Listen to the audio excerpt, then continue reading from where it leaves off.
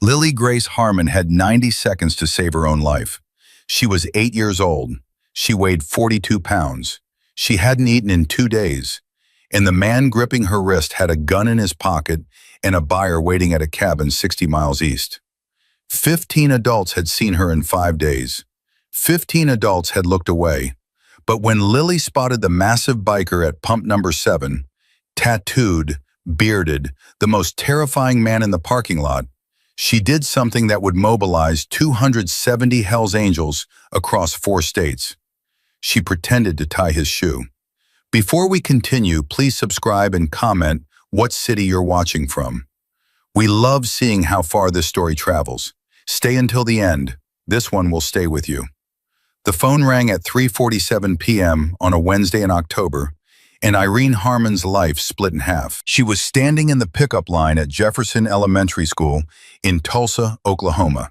3rd car back, engine idling, watching the front doors the way she'd watched them every afternoon for the past 14 months since her son deployed to South Korea. Same routine, same spot, same doors. Except today, no Lily. Irene waited. 5 minutes. 10. The line cleared. Other kids streamed out, backpacks bouncing, parents waving. No brown-haired girl in a green jacket. No light-up sneakers flashing across the sidewalk. Irene's hands tightened on the steering wheel. She called the front office. It rang 4 times. Jefferson Elementary, this is Karen. Karen, this is Irene Harmon, Lily's grandmother. I'm in the pickup line and she hasn't come out. A pause. Keyboard clicking. Mrs. Harmon, Lily was released at 2:15 p.m. to her approved guardian. The words didn't make sense. Irene heard them, processed them, and her brain rejected them like a body rejecting poison. What approved guardian? A Mr. Craig Underwood. He had emergency custody transfer documents. Vice Principal Walsh verified the paperwork and signed the release. I don't know any Craig Underwood. Ma'am, the documents were in order. Military deployment protocol, emergency guardianship transfer. I am her guardian. Irene's voice cracked like a rifle shot. Me, her grandmother. Her father listed me and only me. There is no Craig Underwood. There is no emergency transfer. Where is my granddaughter? Silence on the other end. The kind of silence that means someone just realized they've made a mistake they can't undo. Let me get Vice Principal Walsh. You get her right now. 45 seconds later, Karen Walsh picked up the phone. Her voice was already defensive, already building walls. Mrs. Harmon, I understand you're concerned, but the gentleman presented valid documentation. What did you verify? Excuse me? The documents. What did you verify? Did you call my son? Did you call me? Did you check the school's emergency contact list? Did you run anything through any system at all? Another pause. Longer this time. The paperwork appeared to be in order, Mrs. Harmon. Emergency custody transfers during military deployment are not uncommon. Did you verify anything? Walsh's voice got smaller. I reviewed the documents personally. For how long? I'm not sure what you're... How long did you look at those papers before you handed my granddaughter to a stranger? Mrs. Harmon, I followed standard procedure. How long? Less than a minute. Irene Harmon hung up and dialed 911. Her hands were shaking so badly she misdialed twice. When the operator answered, Irene spoke clearly, precisely, the way her late husband Gerald had taught her to speak in emergencies. Facts first, emotions later. My granddaughter has been taken from her school by a man using forged documents. Her name is Lily Grace Harmon. She's 8 years old, brown hair, green eyes, 45 pounds. She was wearing a green jacket and purple light-up sneakers. The man's name is Craig Underwood. I don't know him. My son doesn't know him. Nobody in our family knows him. He walked into Jefferson Elementary School and took her. The report was filed at 3:52 p.m. Case number 2024-OCT 4471. Assigned to Detective Ray Sutter, Creek County Sheriff's Department. Sutter called Irene at 4:30 p.m. His voice was calm, professional. The voice of a man who'd learned to sound concerned without actually being concerned. Mrs. Harmon, I've reviewed the initial report.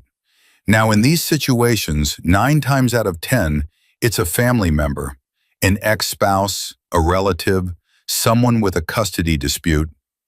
There is no custody dispute. My son is serving overseas. I am the sole emergency contact. I have full legal guardianship. I understand that, ma'am, but sometimes extended family members. Detective. A strange man walked into a school, showed fake papers, and walked out with my 8-year-old granddaughter. This is not a family dispute. This is a kidnapping. We don't want to jump to conclusions. My granddaughter is missing. What conclusion should I be jumping to? Sutter cleared his throat. I'll file the report as a missing person case, and we'll begin our investigation. These things usually resolve within 48 hours. 48 hours. Standard procedure, Mrs. Harmon. I'll be in touch. He hung up. Irene stared at the phone. 48 hours. Her granddaughter was gone, taken by a man nobody knew, and the detective wanted to wait 48 hours. What Irene didn't know, what she wouldn't know for 5 days, was that Detective Ray Sutter had received a phone call 30 minutes before hers. A short call, familiar voice. Ray, it's Craig. I've got the girl. Same arrangement as before. Keep it buried. Same fee? 10,000. I'll drop it Friday. Done. I'll mark it low priority. Sutter's update that evening, entered into the system at 6:14 p.m. read, Missing person report filed by grandmother. Probable custody dispute. Low priority. Will follow up Monday. Monday, 5 days away. By Monday, Lily Grace Harmon would either be sold or dead. Wednesday, 2:15 p.m. 1 hour and 37 minutes before Irene would discover her granddaughter was gone. Lily was sitting in her classroom when the announcement came over the intercom. Lily Harmon to the front office, please. Lily Harmon to the front office. She grabbed her backpack, green, with a little dinosaur keychain her dad had sent from Korea, and walked down the hallway.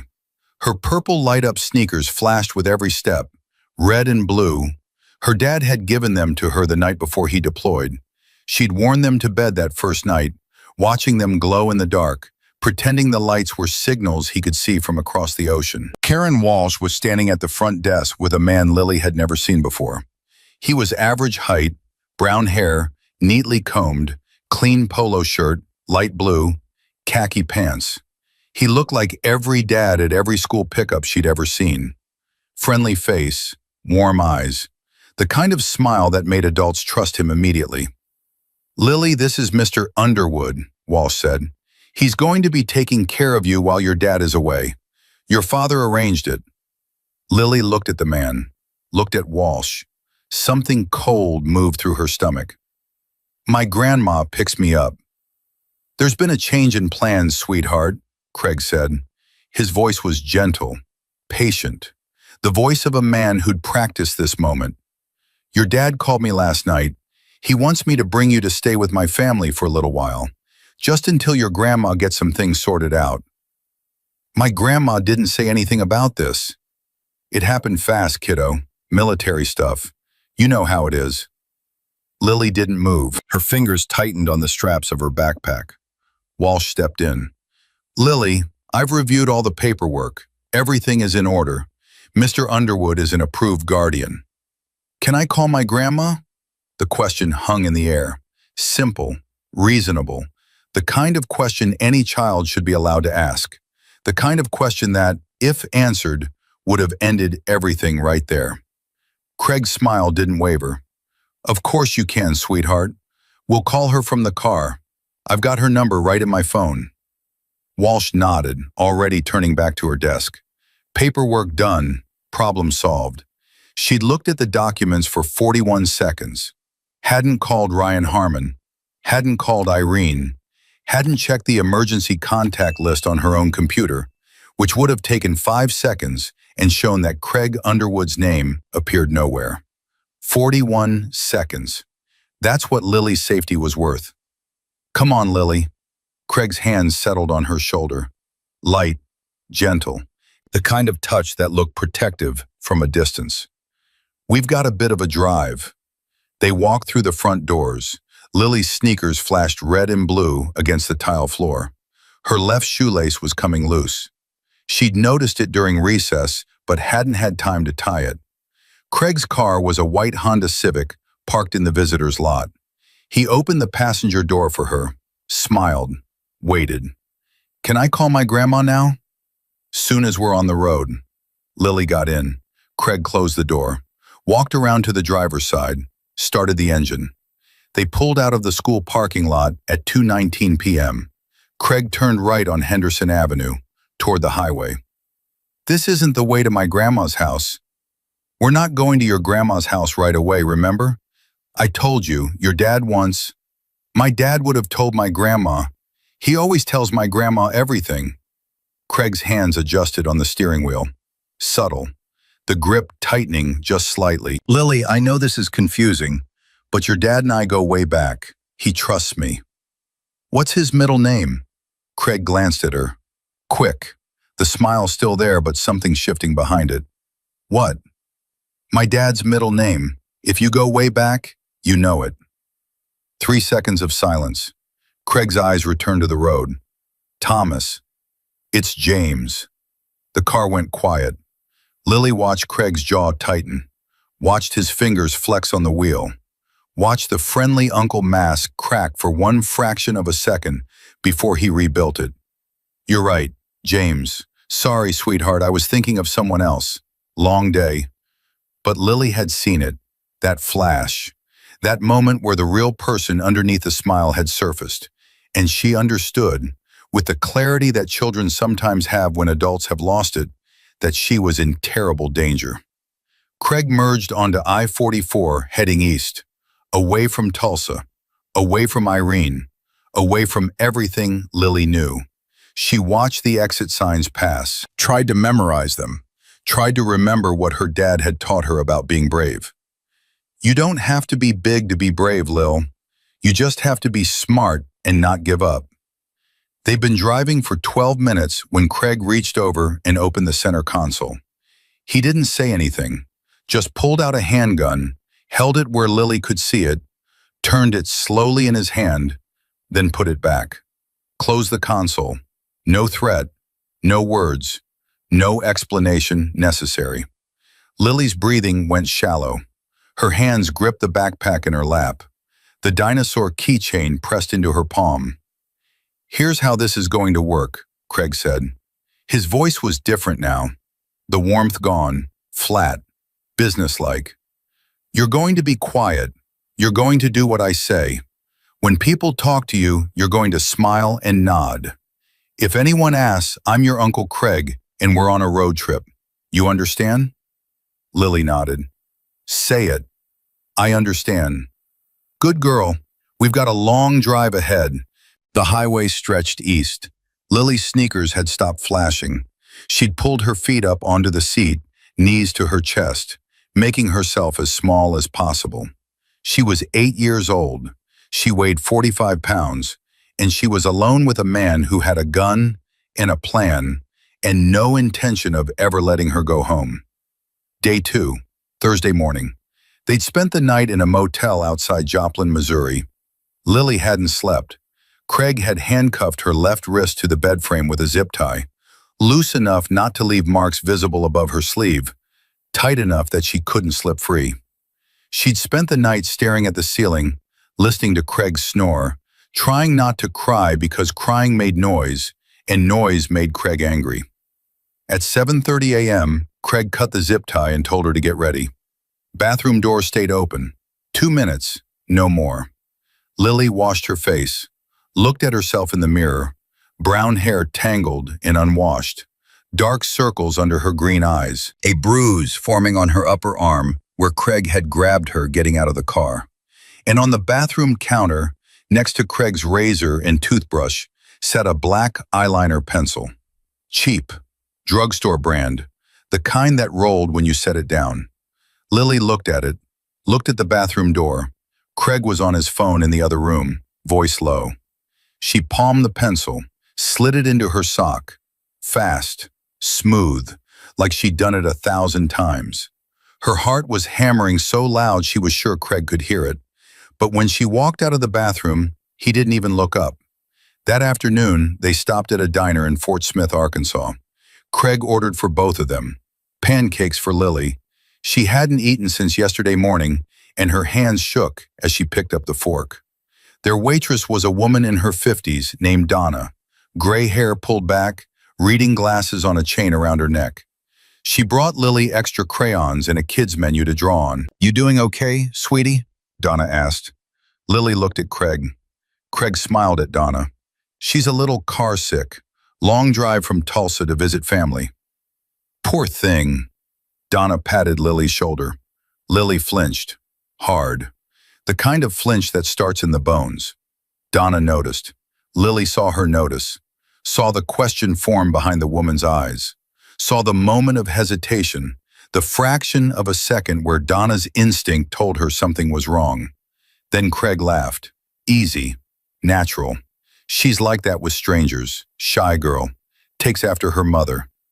Donna smiled, nodded, walked away. Lily watched her go. Watched the one person who might have helped turn a corner and disappear into the kitchen. And she understood. Craig wasn't just dangerous because of the gun. He was dangerous because he was believable. Because his smile was so good, so practiced, so perfectly calibrated that adults trusted it over their own instincts. That night, in a different motel, Lily pulled the eyeliner pencil from her sock. She practiced writing on the inside of her other sock, tiny letters, barely visible against the white cotton. "Help me, not my dad. Gun." Over and over, getting the letters smaller, tighter, more readable.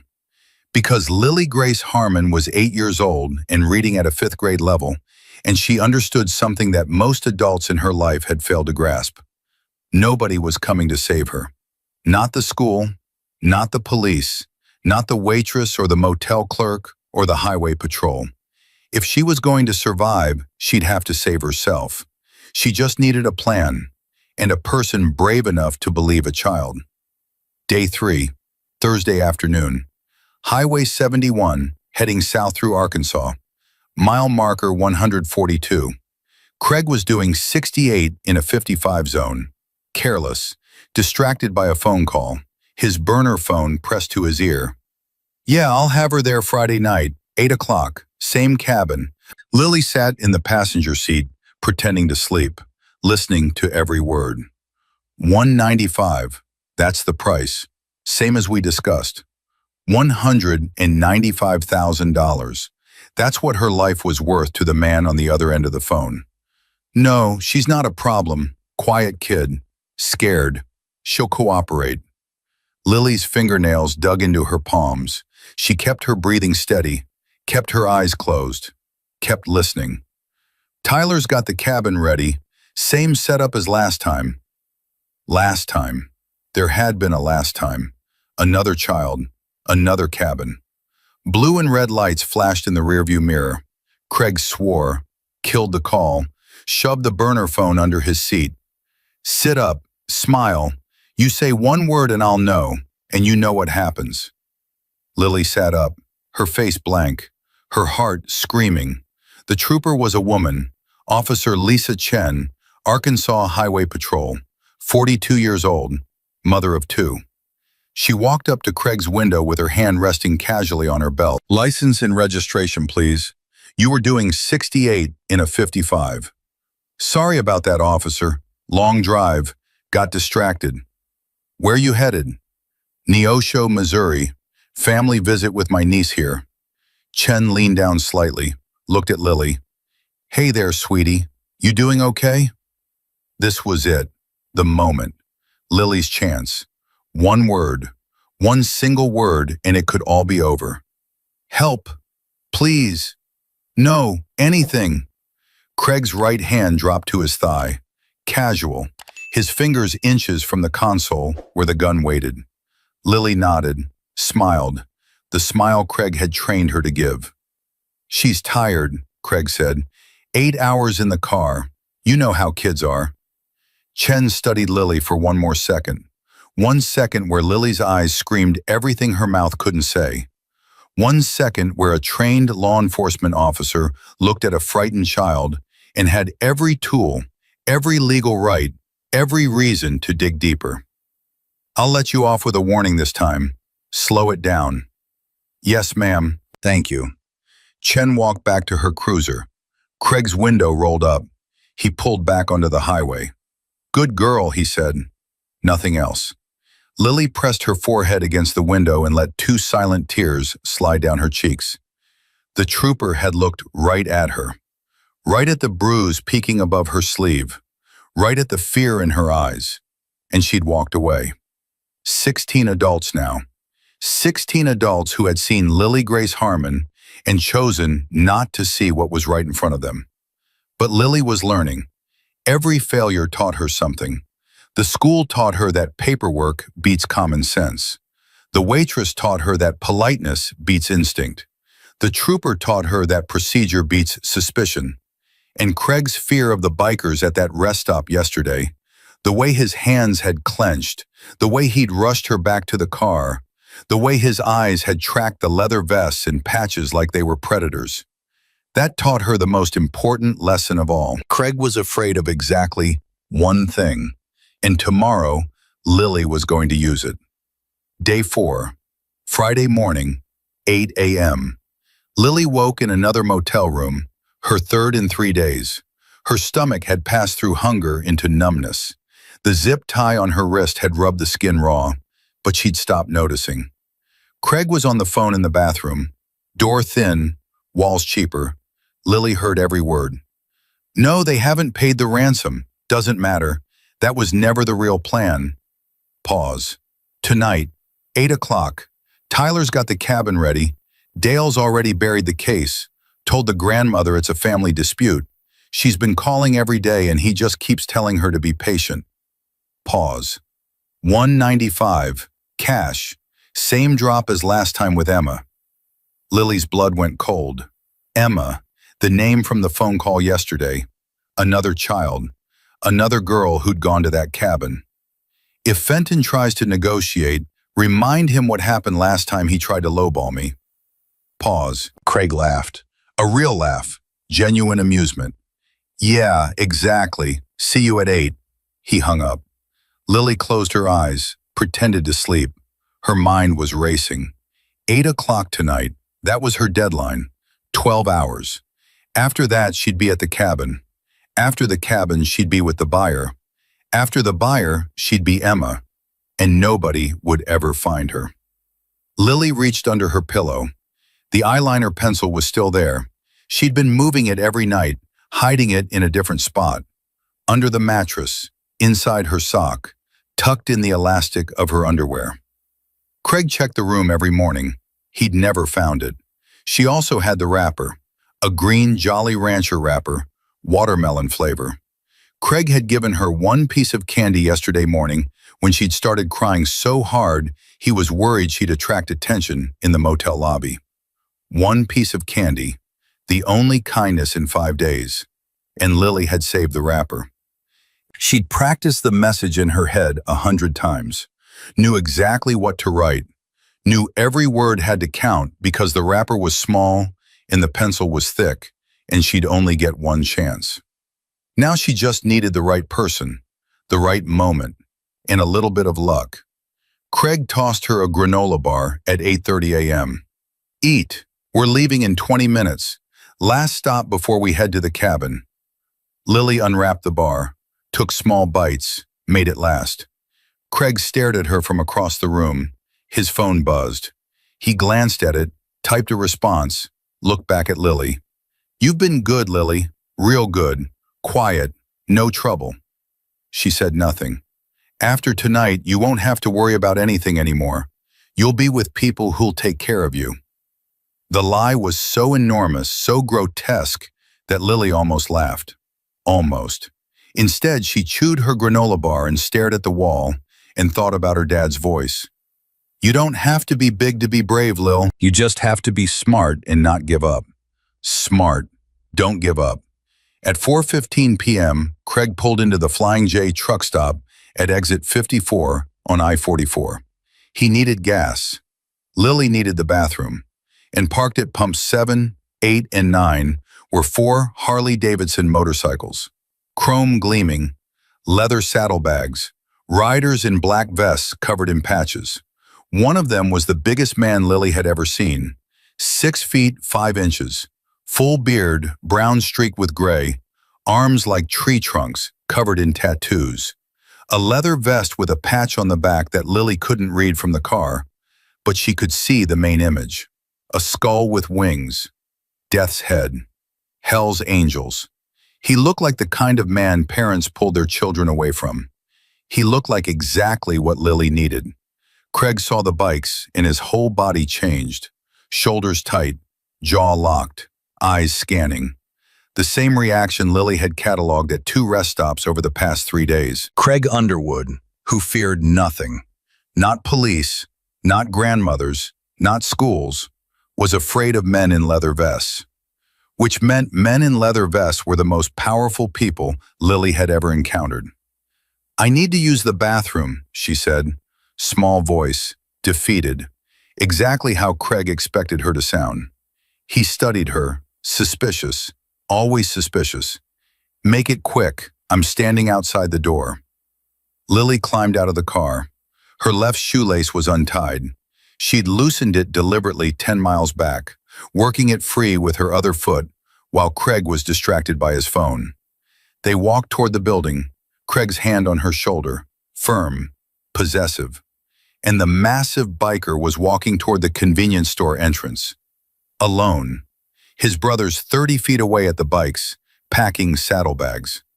Lily's heart was beating so fast she could feel it in her teeth. 90 seconds. That's what she had. 90 seconds in the bathroom to write the message that would either save her life or mean nothing at all. She pushed through the bathroom door. Craig positioned himself outside, arms crossed, watching the hallway. Inside, Lily's hands were shaking so violently she could barely unfold the Jolly Rancher wrapper. She smoothed it flat on the counter. Green cellophane, small, barely bigger than her palm. The eyeliner pencil felt enormous in her fingers. Too big, too thick. She gripped it like her life depended on it, because it did. He's not my dad. Her handwriting wobbled. The pencil smeared. She didn't care. He has a gun. 60 seconds left. Selling me tonight. Cabin near Neosho, Missouri. Every letter a gamble. Every word a prayer. My name is Lily Harmon. 30 seconds. Grandma Irene Harmon, Tulsa, Oklahoma. 15 seconds. One more line, the most important one. Please help. She folded the wrapper, tiny, tight, small enough to disappear, tucked it into her left sock, next to the hole near the ankle. Flushed the toilet, ran the water, normal sounds. Lily, Craig's voice through the door, warning underneath the patience. Coming. She opened the door. Craig grabbed her wrist. They walked toward the exit, and there he was, the giant biker, 10 feet away, walking toward the store entrance, his boots heavy on the concrete, his vest covered in patches, his face the kind of face that made strangers cross the street. 5 feet. Lily's untied shoelace dragged on the ground. 3 feet. She pulled slightly against Craig's grip, pointed at the biker's boot. Mister, your shoe's untied. The biker paused, looked down. His boot wasn't untied. But the little girl was already on her knees, her small hands reaching for his boot, fingers touching the worn leather where it met his ankle. And in that half second, she slid the folded green wrapper into the gap between the boot leather and his sock. Felt it catch, felt it hold. She looked up, met his eyes, dark brown, confused. She mouthed one word, silent, desperate, everything she had left in a single syllable. Please.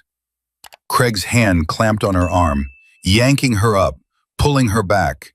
His laugh came fast and loud. Sorry about that. She's always trying to help everyone. Come on, sweetheart, let's go. His fingers dug into her shoulder hard enough to leave marks. He steered her toward the car, fast. Smile locked on his face for anyone watching. Don't you ever do that again, he whispered through his teeth, grin never wavering. You hear me? Don't ever. Lily nodded, tears running down her face. Real ones, because she'd done it. She'd made her bet. Put everything on a stranger's boot, in a piece of candy wrapper, and the hope that the scariest-looking man she'd ever seen was exactly what she needed. Craig's Honda pulled out of the truck stop at 4:31 p.m., heading east, toward Neosho, toward the cabin, toward 8 o'clock. Lily twisted in her seat and looked back through the rear window. The biker was walking into the convenience store, normal, unhurried, like nothing had happened. She didn't know if he'd find the note, didn't know if he'd believe it, didn't know if she'd just wasted her last chance. All she knew was that she'd done everything she could, and now, for the first time in 5 days, she let herself feel the most dangerous thing of all. Hope. 4:34 p.m. Garrett Forge Dalton was thinking about beef jerky and black coffee when his left boot told him something was wrong. Not a pebble, not a fold in his sock, something flat, something papery, something that had no business being inside a boot he'd laced up that morning in his own kitchen. He stood in the snack aisle of the Flying J convenience store, reached down casual, like he was adjusting the tongue of his boot, and his fingers found it immediately. Small, folded tight, wedged between the leather and his sock, right where the little girl's hands had been. Forge pulled it out. A green Jolly Rancher wrapper, watermelon. He unfolded it, and the world stopped turning. He's not my dad. He has a gun. Selling me tonight. Cabin near Neosho, Missouri. My name is Lily Harmon. Grandma Irene Harmon, Tulsa, Oklahoma. Please help. Black eyeliner, shaky handwriting, letters so small she must have used every inch of that wrapper. The careful, desperate penmanship of a child who knew she only had one shot. Forge read it again, a third time. His eyes blurred and he blinked hard because Garrett James Dalton did not cry in gas station snack aisles. Not in 53 years of living. Not after 2 combat tours. Not after burying his first wife. Not ever. But his hands were shaking. Actually shaking. And his mind was replaying the last 60 seconds like a surveillance tape. The girl crashing into his legs. Brown hair tangled, unwashed. Green eyes so full of terror they looked like they belonged to someone drowning. Bruises on her arm. Fingerprint-shaped bruises. And that silent word her lips had formed while her eyes begged him to understand. Please. The man who'd pulled her away. Average height, polo shirt, khakis. Smile so warm you'd invite him to Thanksgiving dinner without a second thought. Grip on her wrist so tight the girl's fingers had gone white. And Forge had almost let it go. Almost told himself it was a rough parenting moment. A tired dad with a difficult kid. Not his business, not his problem. The exact same lies 16 other adults had told themselves while Lily Harmon was being trafficked across state lines in broad daylight. He shoved the wrapper into his vest pocket and pulled out his phone. Dialed from memory, it rang twice. Forge. Nathan Boone Prescott's voice was easy, relaxed. Background noise suggested he was at home. TV on, normal Friday evening. What's up, brother? I need every member within 300 miles at my location. Now. Silence. 2 heartbeats. Talk to me. Kidnapped girl, 8 years old, being transported to a sale point somewhere near Neosho. She slipped a note into my boot at the Flying J off exit 54. She's got maybe 3 hours before she disappears. Boone didn't ask for proof. Didn't ask if Forge was sure. Didn't ask a single question that would waste a single second. 6 years as a homicide detective had taught him what a credible threat sounded like, and Forge's voice wasn't the voice of a man guessing. "I'm rolling. Give me 15 minutes. I'll start the calls on the road." The line went dead. Forge walked out of the convenience store. His two riding brothers, Marcus Tank Williams and Jacob Brick Rawlings, were leaning against their bikes, laughing about something. They saw Forge's face, and the laughter died like someone had flipped a switch. "Mount up," Forge said. "We're hunting." Tank straightened. 6 feet 3 inches, 275 pounds, arms that could bend rebar. Former powerlifter, the gentlest man Forge had ever seen around children. "Hunting what?" Forge held up the wrapper. "Let them read it. Watch their faces go through the same transformation his had. Confusion, horror, cold fury in the span of 5 seconds. "That little girl," Brick said. His voice had dropped to something quiet and dangerous. "The one who tripped into you." "She didn't trip. She pretended to tie my boots so she could hide this." Tank's jaw clenched so hard Forge could hear his teeth grind. 8 years old, and she's smarter than every adult who's seen her in 5 days. "She's smarter than I was," Forge said. "I almost walked away." "But you didn't." Tank met his eyes. "You're standing here. What do we need?" "Everything. Every brother, every bike, every exit between here and Neosho, Missouri. We've got less than 3 hours, and we're going to build a net this guy can't breathe through." Brick was already on his phone. Road captain, logistics coordinator, the man who could organize 200 bikes into a formation tighter than a military convoy. His fingers moved fast. "Arkansas brothers, what's their ETA? Call them. Call Kansas. Call Missouri. Call everyone." "On it." 4:41 p.m. 7 minutes since Forge found the note. The phone tree was exploding across 4 states. Oklahoma chapter, 62 confirmed. Rolling from Tulsa, Oklahoma City, Broken Arrow, Muskogee. Kansas chapter, 58 mobilizing from Wichita and Coffeyville. 2-hour ride to the search corridor. Missouri chapter, 65 brothers in Springfield and Joplin.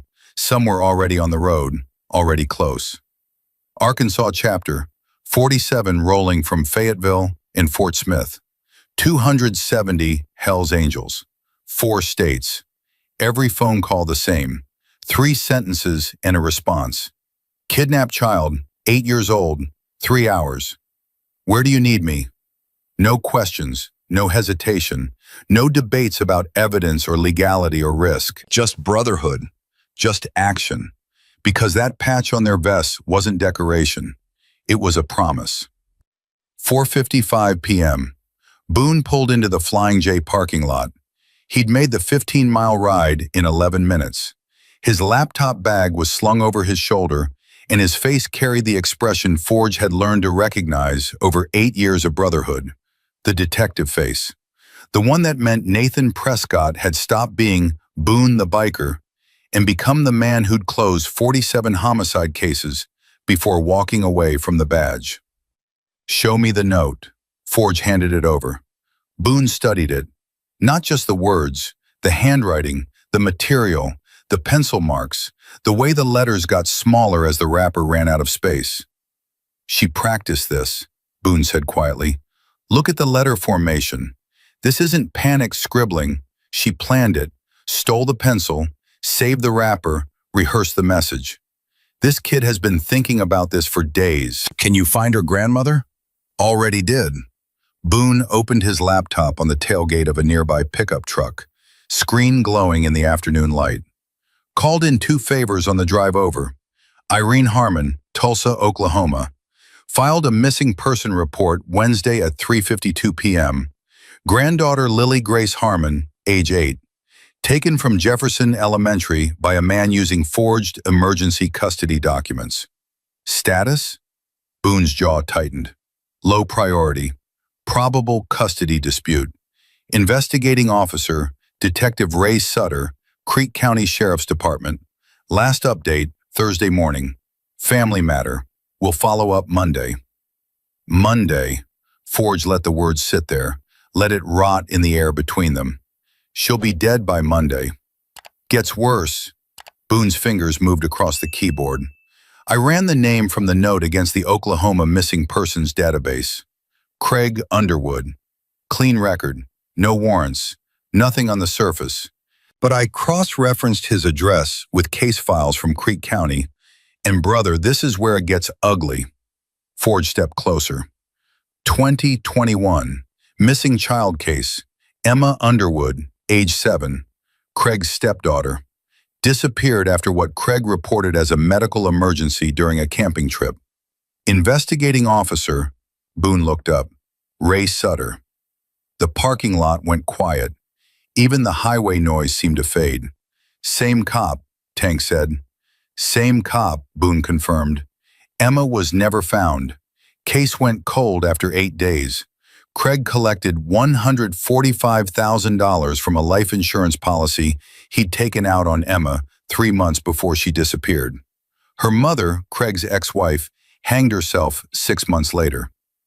Forge felt something shift inside his chest, something dark and old that he'd learned to control in the Marines and refined over 30 years of wearing the patch. Not rage. Rage was useless. This was colder, more focused, the kind of feeling that turned ordinary men into instruments of precision.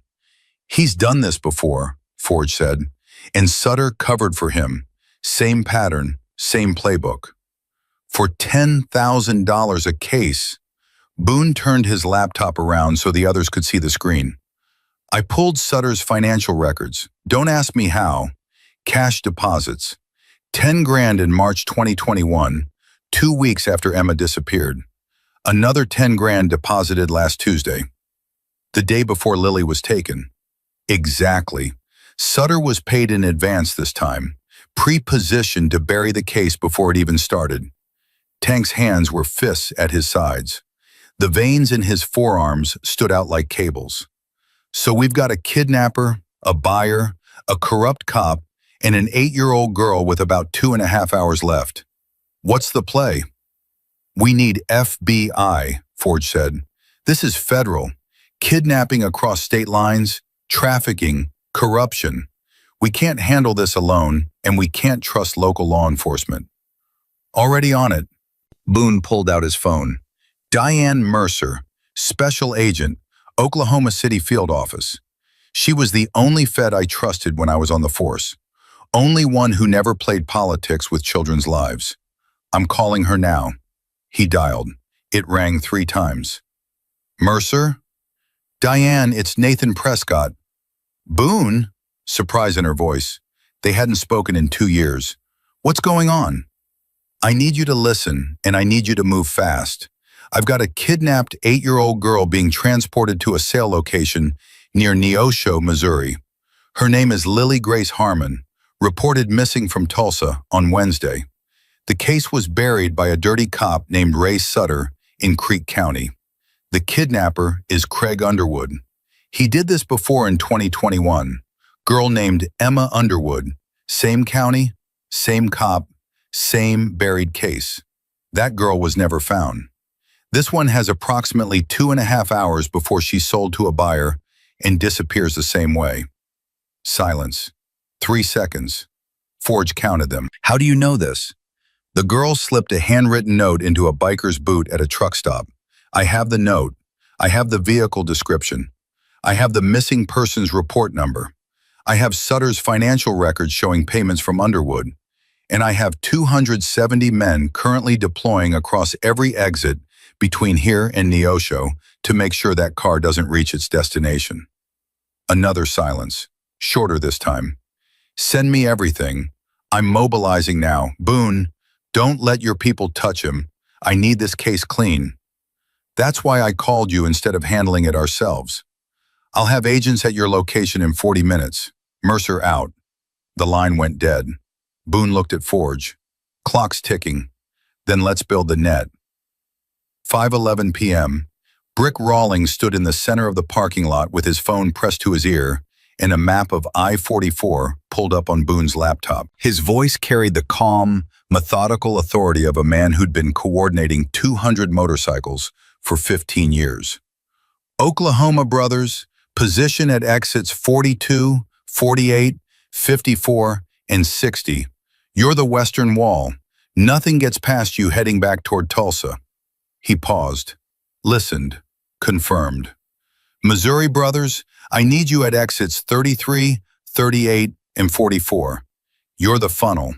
When we pick up his vehicle, you're going to guide him to exit 33 without him knowing he's being guided.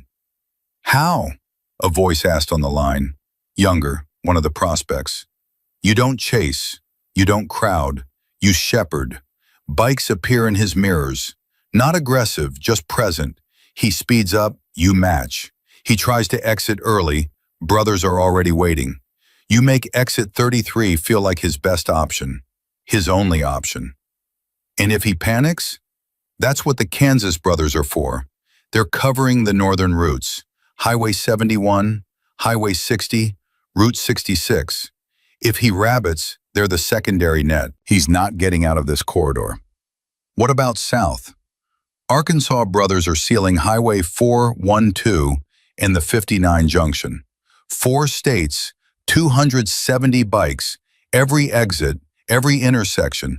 He's driving into a box and he doesn't know the walls are already up. 5:23 p.m. Shannon Patch Gallagher pulled into the parking lot in her silver pickup truck. No motorcycle. Patch didn't ride. Bad knee from a combat injury in Afghanistan.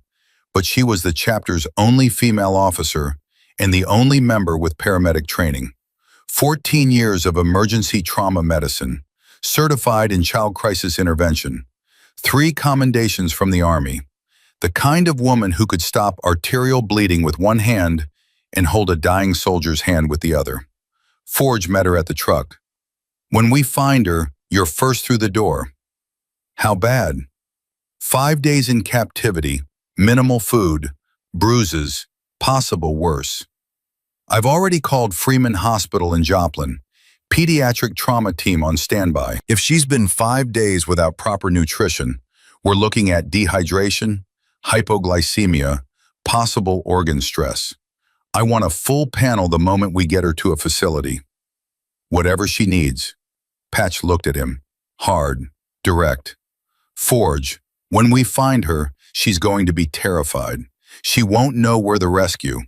She'll see 200 men on motorcycles surrounding a car, and she'll think the world is ending.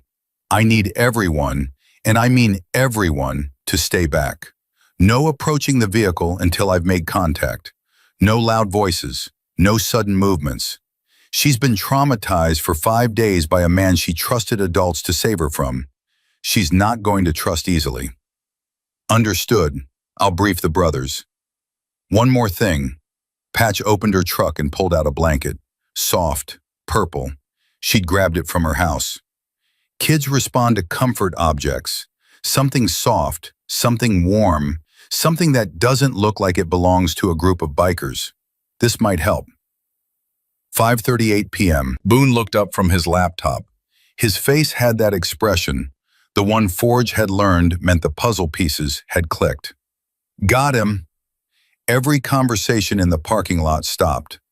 White 2017 Honda Civic, Oklahoma plates, TLN-2847, currently on I-44 East, mile marker 291. Speed 64 miles per hour. He's 23 miles from exit 33. How long? At current speed, 21 minutes. He'll hit exit 33 around 6 o'clock. Forge looked at Brick. Is exit 33 ready? Brick checked his phone. 80 brothers in position.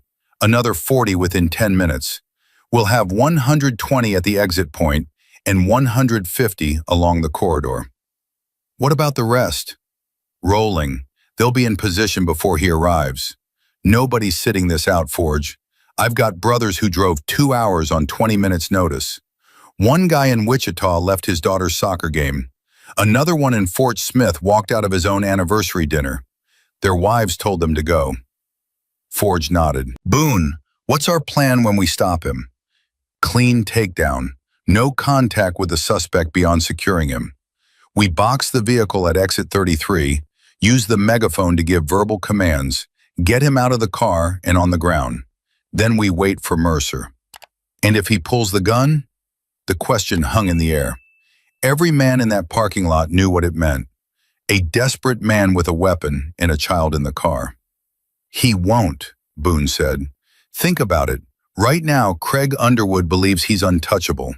He's got a cop in his pocket, a clean record, a buyer waiting, and a route he's driven before. He's not expecting resistance.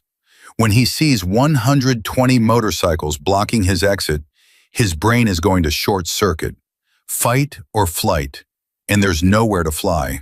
He'll freeze. And if he doesn't freeze, if he grabs the girl, Patch stepped forward. Then I go in, alone.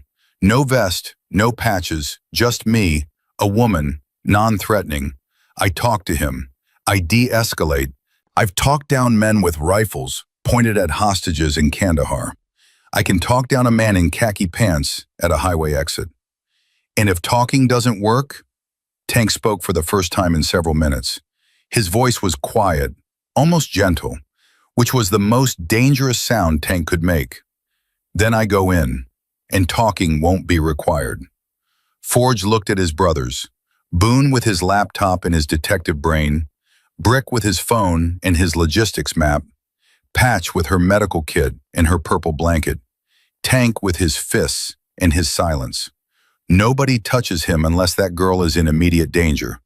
We do this clean. We do this right. Not for us, for Lily. Because if we screw this up, if we give his lawyer 1 inch of misconduct, this man walks. And the next girl he takes won't have a candy wrapper and a biker's boot to save her. Every man nodded. Every man understood. This wasn't about vengeance. This wasn't about the stereotype of outlaw bikers delivering street justice. This was about an 8-year-old girl who'd had the courage to ask for help, and 270 men who were going to make damn sure that courage wasn't wasted. 5:52 p.m. The Missouri brothers picked up the white Honda Civic on I-44 East, 6 miles west of exit 38. 8 bikes, 3 lanes, 250 yards back. Close enough to track, far enough to breathe. Target acquired, came the radio call. White Civic, plates confirmed. Single adult male driver, small child in passenger seat. Speed holding at 64. Hold position, Brick responded. Shepherd formation. Guide him to 33. Do not close distance. Copy. He's seen us. Speed just bumped to 68. Let him run. He's running toward us. Inside the Honda, Craig Underwood's eyes kept flicking to the rearview mirror. 8 motorcycles. Hell's Angels patches. All riding in the same direction. Same speed. Same lanes. Coincidence. Had to be coincidence. Bikers rode I-44 all the time. It was a popular route. Nothing to worry about. But his palms were sweating, and his right knee was bouncing. And somewhere in the back of his mind, in the animal part of his brain that recognized predators, an alarm was screaming. Lily sat in the passenger seat, silent, knees pulled to her chest, sneakers dark. She'd stopped looking at the lights days ago. Her eyes stared straight ahead at nothing, but she'd noticed the bikes too. 8 of them, behind the car, keeping pace. And for the first time in 5 days, something moved in her chest that she was afraid to name. Craig took exit 38. 3 of the 8 bikes followed. The other 5 continued east. He's testing, Brick said into his phone. He exited to see if they'd follow. 3 stayed with him. Good. That's enough to spook him, but not enough to confirm. Craig pulled into a gas station at exit 38, sat in the car for 2 minutes, watching. The 3 bikes passed the station without slowing. Gone. Craig exhaled. Coincidence. Just bikers. He pulled back onto I-44 East. He's back on the highway, the radio reported. Speed 71 now. He's nervous. Exit 33 in 9 miles. All units, final positions, Brick commanded. This is it. Everyone at 33, engines off, stand beside your bikes. When he comes down that ramp, he needs to see a wall. Silent. Still, inescapable. Missouri rear guard. The moment he commits to the exit, you close the ramp behind him. Nobody in, nobody out. Copy, copy, copy, copy. 18 confirmations from 18 unit leaders across 4 states. 270 Hells Angels. Every piece in place. Every exit sealed. 6:01 p.m. Craig's Honda passed mile marker 302. 5 miles to exit 33. In the passenger seat, Lily's fingers were wrapped around the straps of her backpack. The dinosaur keychain pressed into her palm. Her father's voice played on a loop in her head. You just have to be smart and not give up. She hadn't given up. She'd written the note. She'd slipped it into the boot. She'd done everything she could. Now the only question was whether the scariest-looking man she'd ever met had believed an 8-year-old girl's handwriting on a candy wrapper. 5 miles. 4. 3. Craig's phone buzzed. He glanced at the screen. Text from Tyler. Cabin ready. Where are you? He typed back one-handed. 20 minutes. Traffic. 2 miles. The exit sign appeared. Exit 33. Craig signaled right. Normal. Routine. The last exit before the turn north toward Neosho. He took the ramp. The Honda curved downward, following the gentle arc toward the intersection at the bottom. And that's when Craig Underwood's entire world collapsed. Motorcycles. Not 8, not 20, not 50, more than 100 of them, lined up in a perfect semicircle across the intersection. Chrome and leather and absolute silence.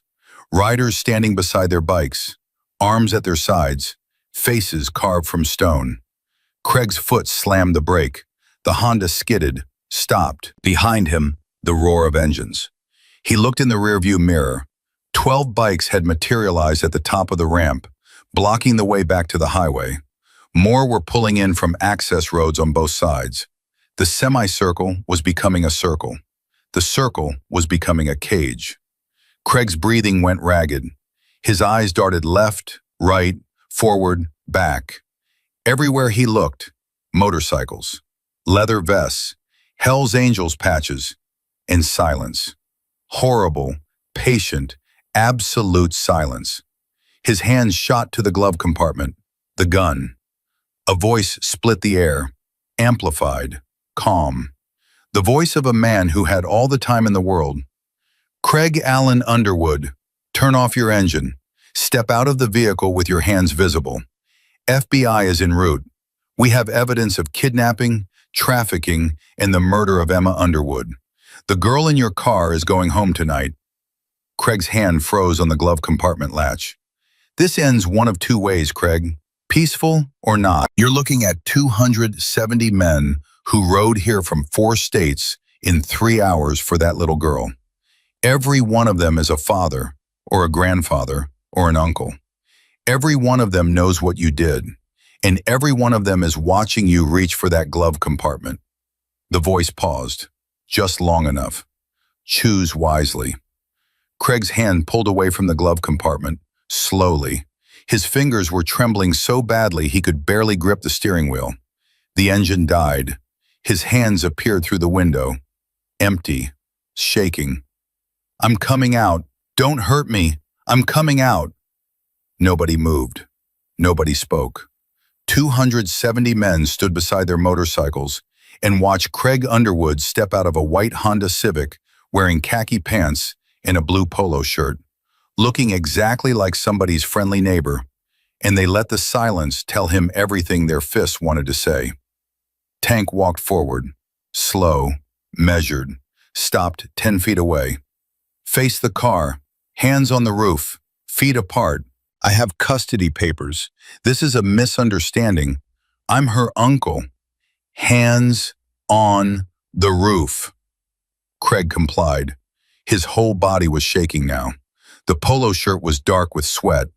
Brick moved in, searched him, found the gun in the glove compartment, a burner phone under the driver's seat, a folder of forged custody documents in the center console, zip ties in the door pocket. Tank secured Craig's wrists behind his back with a zip tie from Craig's own supply. Poetic, deliberate. "Those are mine," Craig whispered. They're just, we know what they're for." And then silence again. Craig Underwood standing against his own car, hands bound, surrounded by 270 men who had every reason to tear him apart, and not one of whom touched him beyond what was necessary to keep him still. Because these men understood something the world didn't expect them to understand. Violence would feel good for 5 minutes and cost Lily her justice for a lifetime. One punch would give a defense attorney reasonable doubt. One bruise on Craig's face would become the story instead of the bruises on Lily's arms. So they stood, and they waited, and they let the silence do the work. Inside the Honda, Lily Grace Harmon was hyperventilating. She couldn't see Craig anymore. All she could see through every window were men. Huge men, leather vests, tattoos, motorcycles. Her small hands pressed against the passenger window, leaving foggy prints. Her breath came in gasps so shallow she was starting to see spots. She didn't know the note had worked, didn't know these were the people she'd asked to save her. All she knew was that Craig was gone, and the world was full of strangers, and she was still locked in this car, and she couldn't breathe, couldn't think. Couldn't do anything except press her hands against the glass and try not to scream.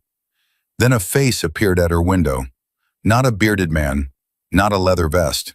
A woman, brown hair pulled back, calm eyes. Kneeling on the pavement so she was exactly at Lily's eye level.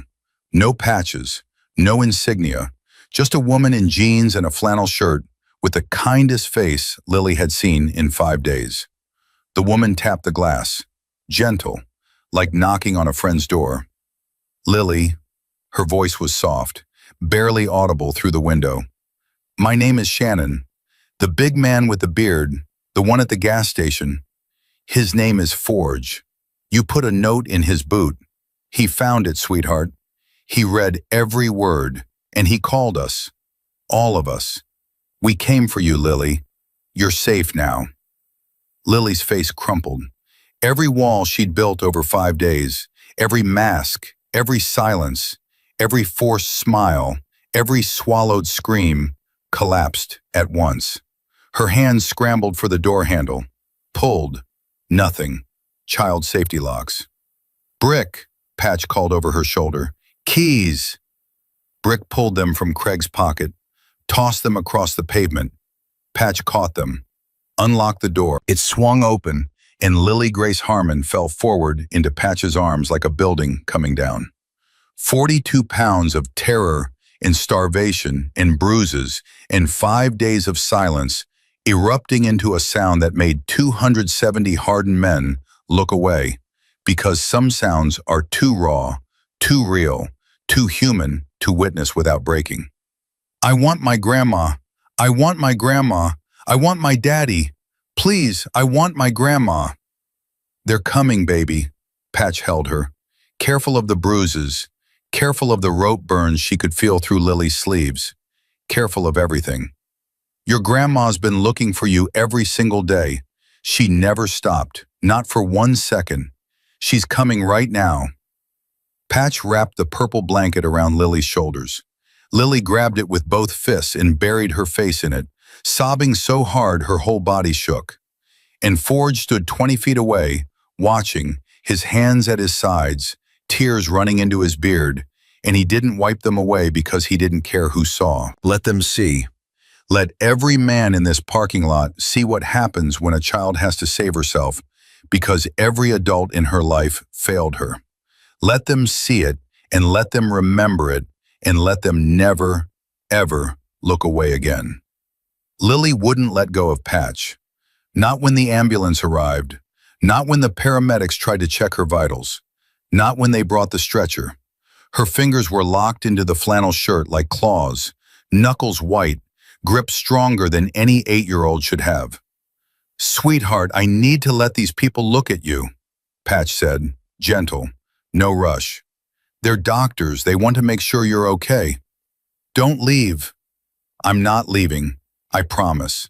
I'll be right here the whole time, but I need you to let them check your heart and your breathing. Can you do that for me? Lily's grip loosened, one finger at a time. She let the paramedic slide a pulse oximeter onto her finger, but her eyes never left Patch's face. Not once. Because 5 days of adults breaking promises had taught her that the moment you look away, people disappear. Heart rate 142, the paramedic said. Blood pressure low. She's severely dehydrated. When did she eat last? Granola bar this morning, Lily whispered. Half of one. Before that? I don't remember. The paramedic looked at Patch. The look said everything words couldn't. Patch nodded. She already knew. We need to transport, the paramedic said. Freeman Hospital, Joplin, 40-minute ride. I'm riding with her. Ma'am, we don't usually. I'm riding with her. Patch's voice didn't change volume, didn't need to. The paramedic looked at Lily's hands already reaching back for Patch's arm, nodded.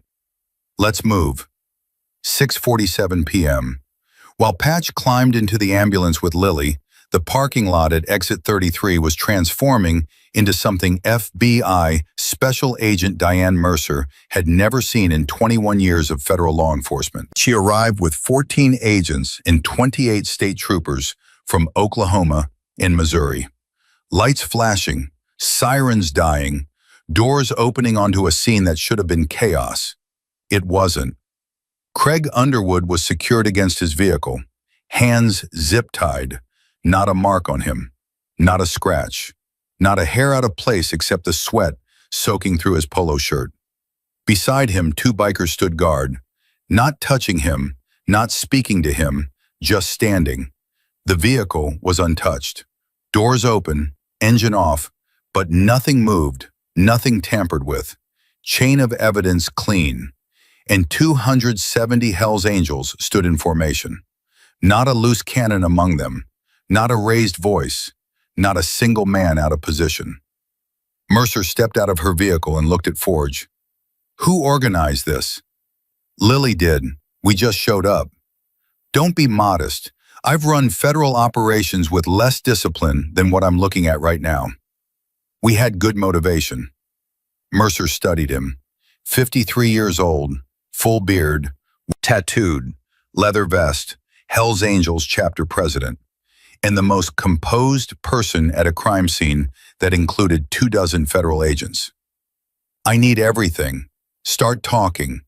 Boone stepped forward, opened a folder, not a digital file, a physical folder, printed, organized, tabbed, the kind of case file that made prosecutors weep with gratitude.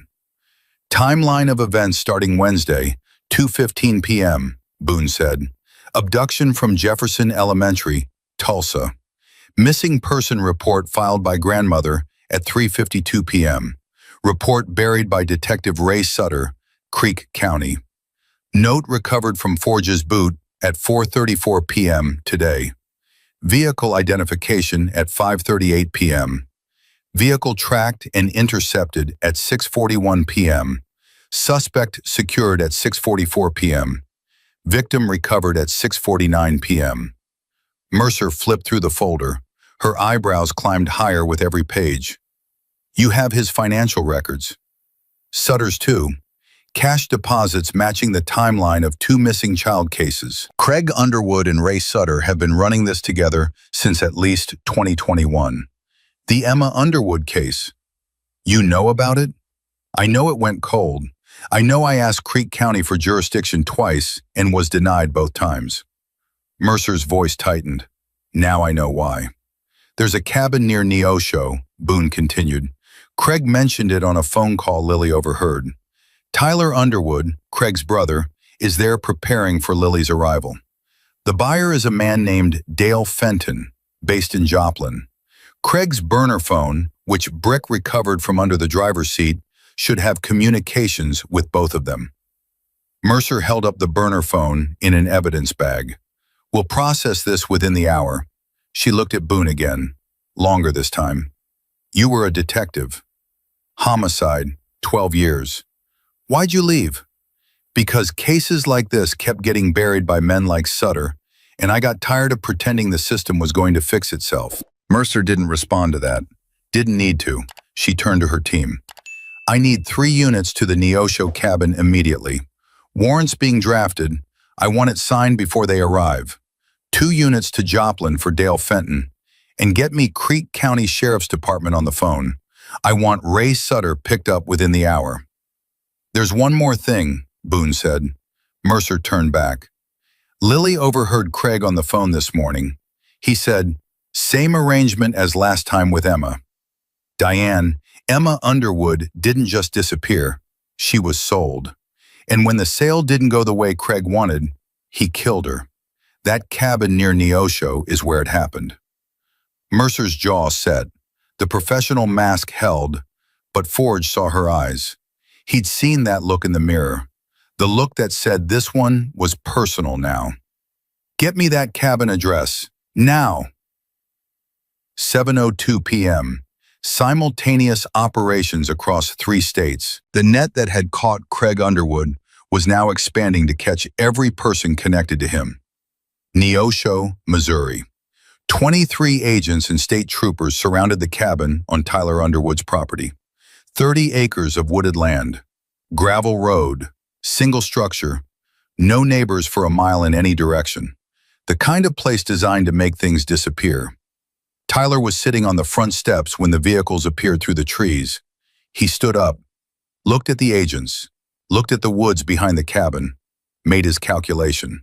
He ran, got 47 feet before 2 troopers brought him down face first in the dirt. He came up spitting gravel and screaming about his rights. Tyler James Underwood, you are under arrest for conspiracy to commit kidnapping, conspiracy to commit trafficking of a minor, and accessory to murder. I don't know what you're talking about. This is my property. You can't. We have a federal warrant. Shut up or keep talking. Either way, you're done. Inside the cabin, the evidence told the story Craig Underwood had tried to bury for 3 years. In the basement, agents found DNA evidence. Hair, blood, fingerprints. Not fresh, old, degraded. The kind of biological evidence that accumulates when a child is held in a space for days. Lab analysis would later confirm Emma Underwood, age 7, reported missing in 2021. She'd been in this basement. A whiteboard mounted to the wall had been wiped, but not well enough. UV light revealed names, ages, and dollar figures written in marker that someone had erased and rewritten multiple times. A ledger of children bought and sold. 8 names, 8 prices ranging from $140,000 to $260,000. 8 children. In the bedroom upstairs, locks installed on the outside of the door. Inside, a bare mattress, zip ties on the floor, a bucket in the corner. Fresh groceries in the kitchen purchased 2 days ago. Tyler had been expecting a guest. In the medicine cabinet, sedatives. 3 different kinds. Dosages marked on tape labels in handwriting that matched Tyler's. And in the shed behind the cabin, agents found what they knew they'd find, but prayed they wouldn't. Shovels. Lime. Industrial plastic sheeting. The same materials, the same configuration, the same purpose. They found Emma Underwood at 11:47 p.m. that night, buried on the northeast corner of the property, 18 inches deep, wrapped in plastic sheeting that matched the roll still sitting in Tyler's shed. She'd been 7 years old. She'd been dead for 3 years. And for 3 years, she'd been 40 feet from Tyler Underwood's front porch, while he drank beer and watched the sunset and collected his brother's phone calls about the next job. Joplin, Missouri, 7:18 p.m. Dale Fenton was at home when FBI agents knocked on his door. He answered in a bathrobe, holding a tumbler of bourbon, looking annoyed. Dale Fenton? What is this about? Federal warrant for your arrest on charges of trafficking minors, conspiracy to kidnap, and 38 counts of purchasing children for the purpose of sexual exploitation and resale. Fenton's tumbler hit the floor. Bourbon and glass exploded across the hardwood. His face went from annoyed to terrified in the time it took the liquid to spread.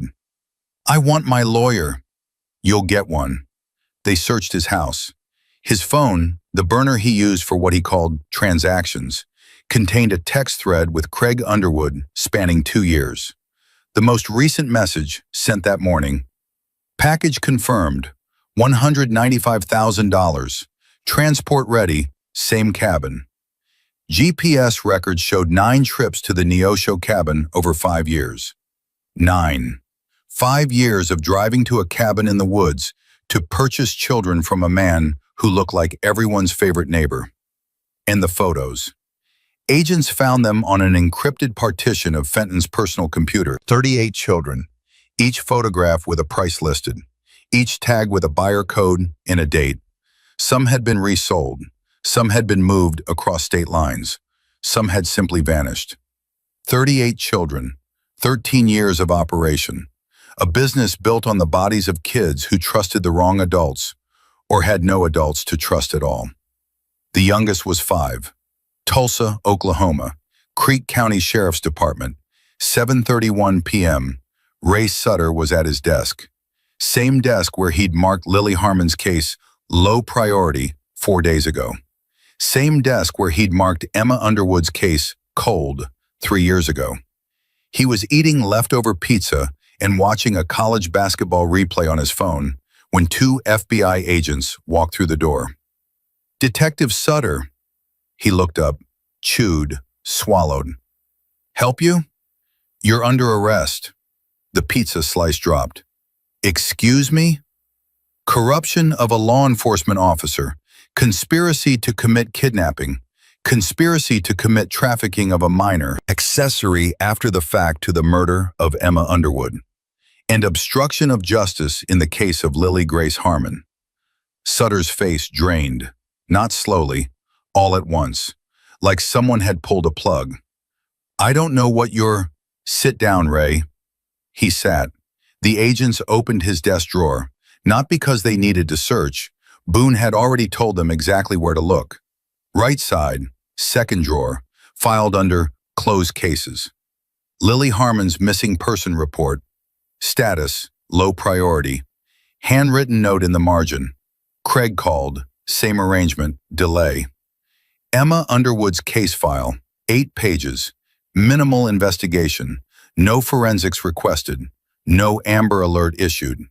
Handwritten note on the last page. No leads. Recommend close. Robert, usual fee. Bank deposit records.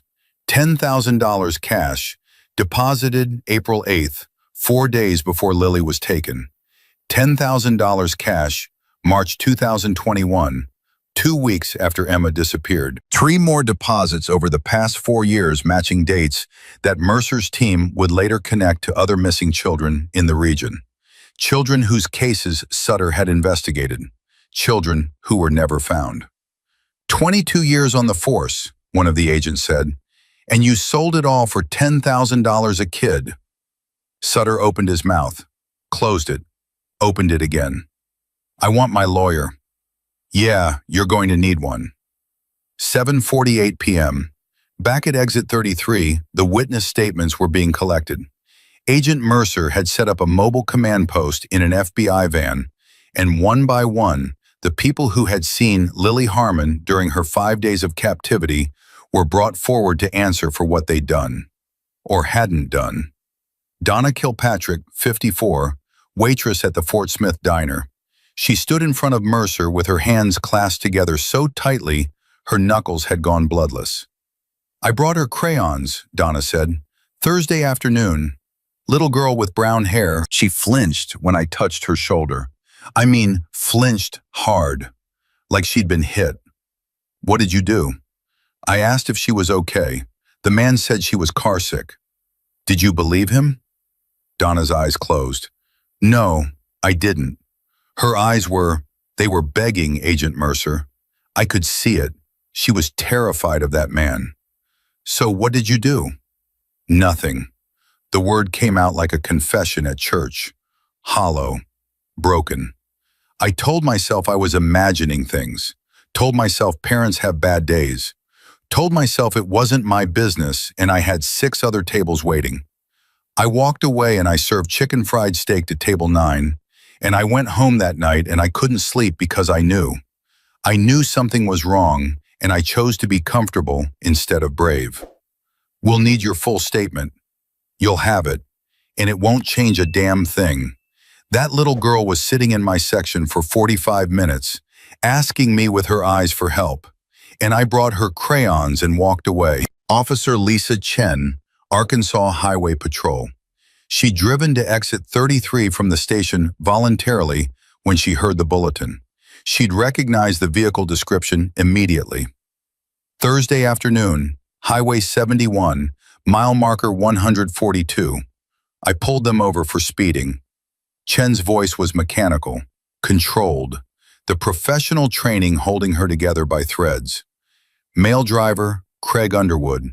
Female child in passenger seat. Did you speak to the child? Yes. I asked if she was okay. She nodded. Did she speak? No, she just stared straight ahead. Did you notice anything unusual? Chen's jaw tightened.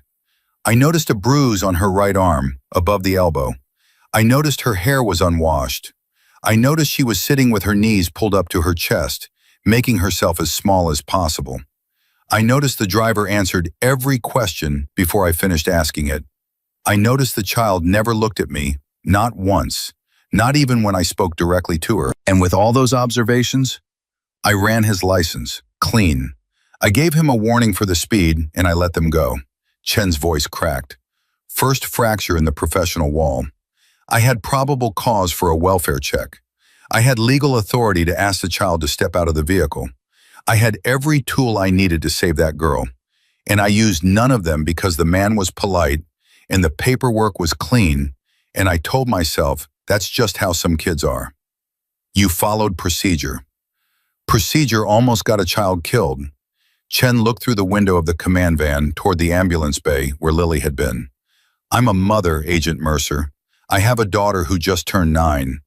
If Lisa Chen, highway patrol officer, mother, trained professional, can look at a kidnapped child and not see what's right in front of her, what chance does anyone else have? That's why we train better. Training isn't enough. I was trained.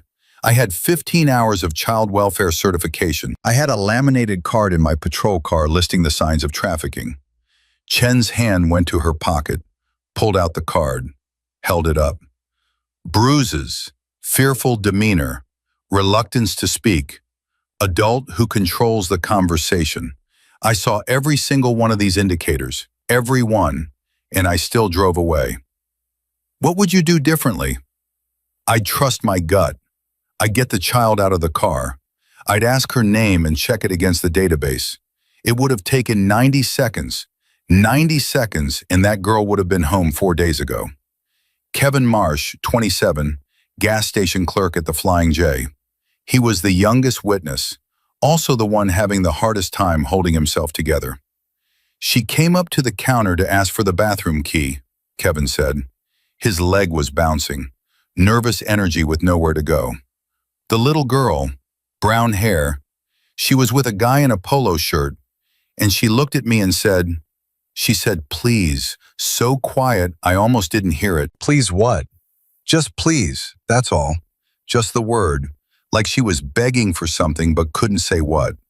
And I handed her the key, and she walked to the bathroom, and the guy stood outside the door, and I thought she was saying please for the key, like a polite kid. But I saw the bruises on her wrist when she reached for the key, and I saw how the guy's hand was on her shoulder the whole time, and I saw how she looked at the bikers in the parking lot. She stared at them like they were the only hope she had left in the world. Kevin's voice broke. I'm 27 years old. I don't have kids. I've never been trained in any of this, but I felt it, right here. He pressed his fist against his stomach. Something was wrong, and I told myself the same thing everyone else told themselves. Not my business. Probably nothing. Don't cause a scene. The note she wrote, Mercer said, she wrote it in your bathroom. Kevin went pale. She was in there for maybe 90 seconds. 90 seconds writing a note on a candy wrapper because the adults in her life had failed so completely that her only option was a stranger's boot and a prayer. 3 witnesses, 3 failures. 3 ordinary people who'd seen what they needed to see and chosen blindness because blindness was comfortable and courage was inconvenient. And they weren't alone. Mercer's team would eventually identify 16 adults who had direct contact with Lily during her 5 days of captivity. The motel clerk in Joplin, who'd noticed Craig checking in with a child at midnight and didn't call it in. The gas station attendant outside Fort Smith, who'd seen Lily crying in the car and looked the other way. The couple at the rest stop who'd watched Craig drag Lily by her arm and told each other it was probably a tantrum. 16 people, 16 chances, 16 failures. But only one success was needed, and it came from the person everyone had overlooked. An 8-year-old girl with an eyeliner pencil and a candy wrapper and enough courage to trust the one person nobody expected her to trust. 8:03 p.m., 3 minutes past the deadline Craig had given his buyer. Lily wasn't at the cabin in Neosho. She was at Freeman Hospital in Joplin, in the pediatric ward, wearing a hospital gown with cartoon elephants on it, drinking apple juice through a straw because her hands were shaking too badly to hold a cup. Patch sat beside her bed, hadn't moved, hadn't eaten, hadn't checked her phone. She held Lily's hand during the examination, explained everything before it happened. "This is going to feel cold. This might sting a little. You can squeeze my hand as hard as you want." The medical report cataloged what 5 days of captivity had done to an 8-year-old body. Dehydration, moderate to severe. Weight loss, 7 pounds. Malnutrition. 3 fractured ribs, likely from being grabbed. Bruises on both arms, wrists, shoulders, and back, in various stages of healing. Rope burns around both wrists from zip ties. 2 cigarette burns on her left shoulder. A hairline fracture in her right wrist from Craig twisting her arm. The doctor dictated the findings into a recorder. Professional, methodical. And when he stepped out of the room, Patch saw him stop in the hallway, lean against the wall, and press both hands over his face. 20 years of emergency medicine, and some cases still broke through. "Shannon?" Lily's voice, small, tired, but present. "Right here, baby." "Is he in jail?" "He's never getting out." "What about the other one, Tyler?" Patch paused. "How do you know about Tyler?" "I heard Craig on the phone. Tyler has the cabin. He was waiting for me." Lily's green eyes were ancient. 8 years old, and she had the eyes of someone who'd lived through a war. "There was another girl, before me. Her name was Emma." Patch's throat tightened. "How do you know that?" "Craig talked about her on the phone. Said, same as last time with Emma. I think," Lily's voice dropped, "I think she didn't come home." "No, sweetheart, she didn't." Lily was quiet for a long time. The apple juice sat untouched. Her fingers picked at the edge of the purple blanket Patch had wrapped around her at the exit ramp, the one she'd refused to give up even when the nurses tried to replace it with a hospital blanket. "Is that why you all came? Not just for me, for her too." Patch couldn't speak for a moment. She looked at the ceiling, blinked, breathed, looked back at Lily. "We came because you asked. That's the only reason anyone needs." "But she didn't get to ask. Emma, nobody gave her a chance." "No, nobody did." "That's not fair." "No, Lily, it's not. If I hadn't stolen the pencil, if I hadn't saved the wrapper, if I hadn't found Forge at the gas station, I'd be Emma." Patch squeezed her hand. "But you did. You did all of those things, and that's why you're here." "But why did I have to? Why didn't anyone else help?" The question no adult in that hospital wanted to answer. The question that would keep Mercer awake at night for months. The question that would eventually change laws in 6 states. Why does an 8-year-old have to save herself? Why does a child have to be braver than every adult in the room? Why does a little girl with an eyeliner pencil have to do the job that schools and police and neighbors and strangers all failed to do. Patch didn't have an answer. Not a good one. Not one worthy of the girl asking it. I don't know, Lily, but I know this. You're going to make sure it doesn't happen again. What you did, that note, that courage, it's going to save other kids. Kids who can't save themselves. Kids like Emma. Lily pulled the purple blanket tighter around her shoulders. Promise? I promise. 9:02 p.m. The door to Lily's hospital room burst open, and Irene Harmon came through it like a woman half her age. 68 years old, white-haired, 5'4", and she covered the distance from the doorway to the bed in 3 strides that shook the floor. Behind her, Ryan Harmon, staff sergeant, still in his fatigues. He'd been pulled off a transport plane at Osan Air Base 12 hours ago after the FBI contacted his commanding officer. A military flight to Travis Air Force Base, a charter to Joplin. 14 hours of travel and not 1 second of sleep. Irene reached the bed first. She stopped. 1 foot away from Lily, stopped dead. Because the girl in the hospital bed didn't look like the girl she'd last seen 5 days ago. 7 pounds thinner, dark circles under her eyes, a bandage on her wrist, bruises visible above the hospital gown. Grandma, Lily's voice broke the way glass breaks, all at once. Irene Harmon collapsed onto the bed and pulled her granddaughter into her arms and held on with the strength of a woman who had spent 5 days living inside the worst nightmare any grandparent can imagine. Her body shook. Her breathing came in gasps. She was saying words, but none of them formed complete sentences. Just fragments. Just pieces of everything she'd been holding since Wednesday. My baby girl. I called every day. I called them every day and they told me to be patient. They told me you were fine. They told me, I know, Grandma, I know. Ryan stood in the doorway, frozen. His daughter was alive. His daughter was in his mother's arms. His daughter was covered in bruises and wrapped in a purple blanket and drinking apple juice through a straw, and she was alive. He took 1 step, then another. His boots were heavy on the hospital floor. Combat boots. He hadn't even changed. Daddy. That word, that single word from his daughter's mouth, it broke something open inside Staff Sergeant Ryan Harmon that 20 months of deployment and 2 combat tours had managed to keep sealed. He crossed the room and dropped to his knees beside the bed and wrapped his arms around both of them, his mother and his daughter, and he cried the way soldiers cry when they're finally allowed to, silently, violently, with his whole body. The bikers saved me, Daddy. Lily's voice was muffled against his chest. The big scary one. I put a note in his boot and he came. They all came. Ryan couldn't speak. He pressed his face into his daughter's hair and breathed her in and held on and let the tears fall because his daughter was alive.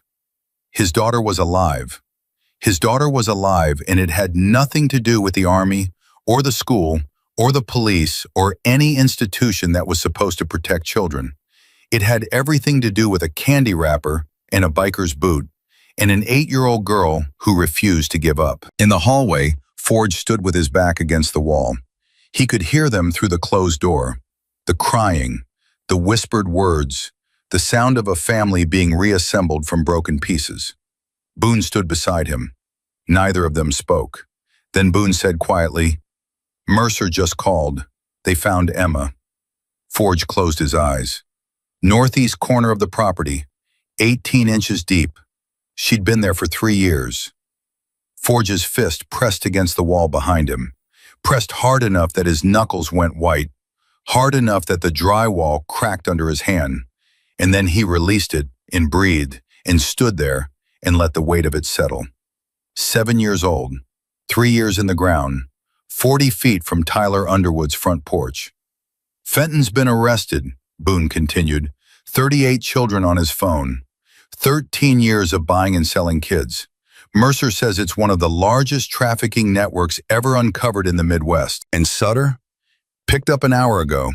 His desk was a confession all by itself. Case files, Handwritten notes from Craig, bank records. He wasn't even hiding it. 22 years on the force, and he got so comfortable being dirty that he stopped being careful. How many cases did he bury? They're still counting, at least 5 connected to Craig and Fenton, possibly more. Mercer's requesting a full audit of every missing child case Sutter touched in 2 decades. Forge opened his eyes, looked at the closed hospital door. Behind it, Lily was telling her father about the note, about the eyeliner pencil, about the diner waitress who walked away and the trooper who drove away and the motel clerk who looked away. She asked Patch a question, Forge said. What question? Why she had to save herself? Why no adult helped? Boone was quiet for a long time. I don't have a good answer for that, Boone said finally. Neither did Patch. Forge straightened, pushed off the wall. But we're going to find one, because that girl did something that 270 grown men couldn't do. She saw the truth and she acted on it. Alone. 8 years old. No weapon, no backup, no authority. Just an eyeliner pencil and a candy wrapper and more guts than every person who failed her combined. He looked at Boone. That kid deserves better than, I don't know. She deserves a world where the next Lily doesn't have to save herself. Boone nodded slowly. Then let's build it. 10:47 p.m. Lily was asleep. First real sleep in 5 days. Irene sat in the chair beside the bed, holding her granddaughter's hand, refusing to close her own eyes because what if she opened them and Lily was gone again? Ryan stood in the hallway with Forge, 2 men who looked nothing alike and understood each other completely. The soldier and the biker, both protectors, both fathers, both standing in a hospital at nearly 11 at night because a little girl had taught them both something about courage that neither of them would ever forget. Thank you, Ryan said. I know those words aren't enough. I know there's nothing I can say that matches what you and your brothers did tonight, but thank you. She saved herself, Forge said. All we did was answer the call. 270 men, 4 states, 3 hours. Ryan shook his head. That's not just answering a call. That's a father's response. Every one of you responded like she was your own. Because she was. The moment I read that note, she was. Ryan was quiet for a moment. Then he reached out and gripped Forge's hand. Not a handshake, a grip.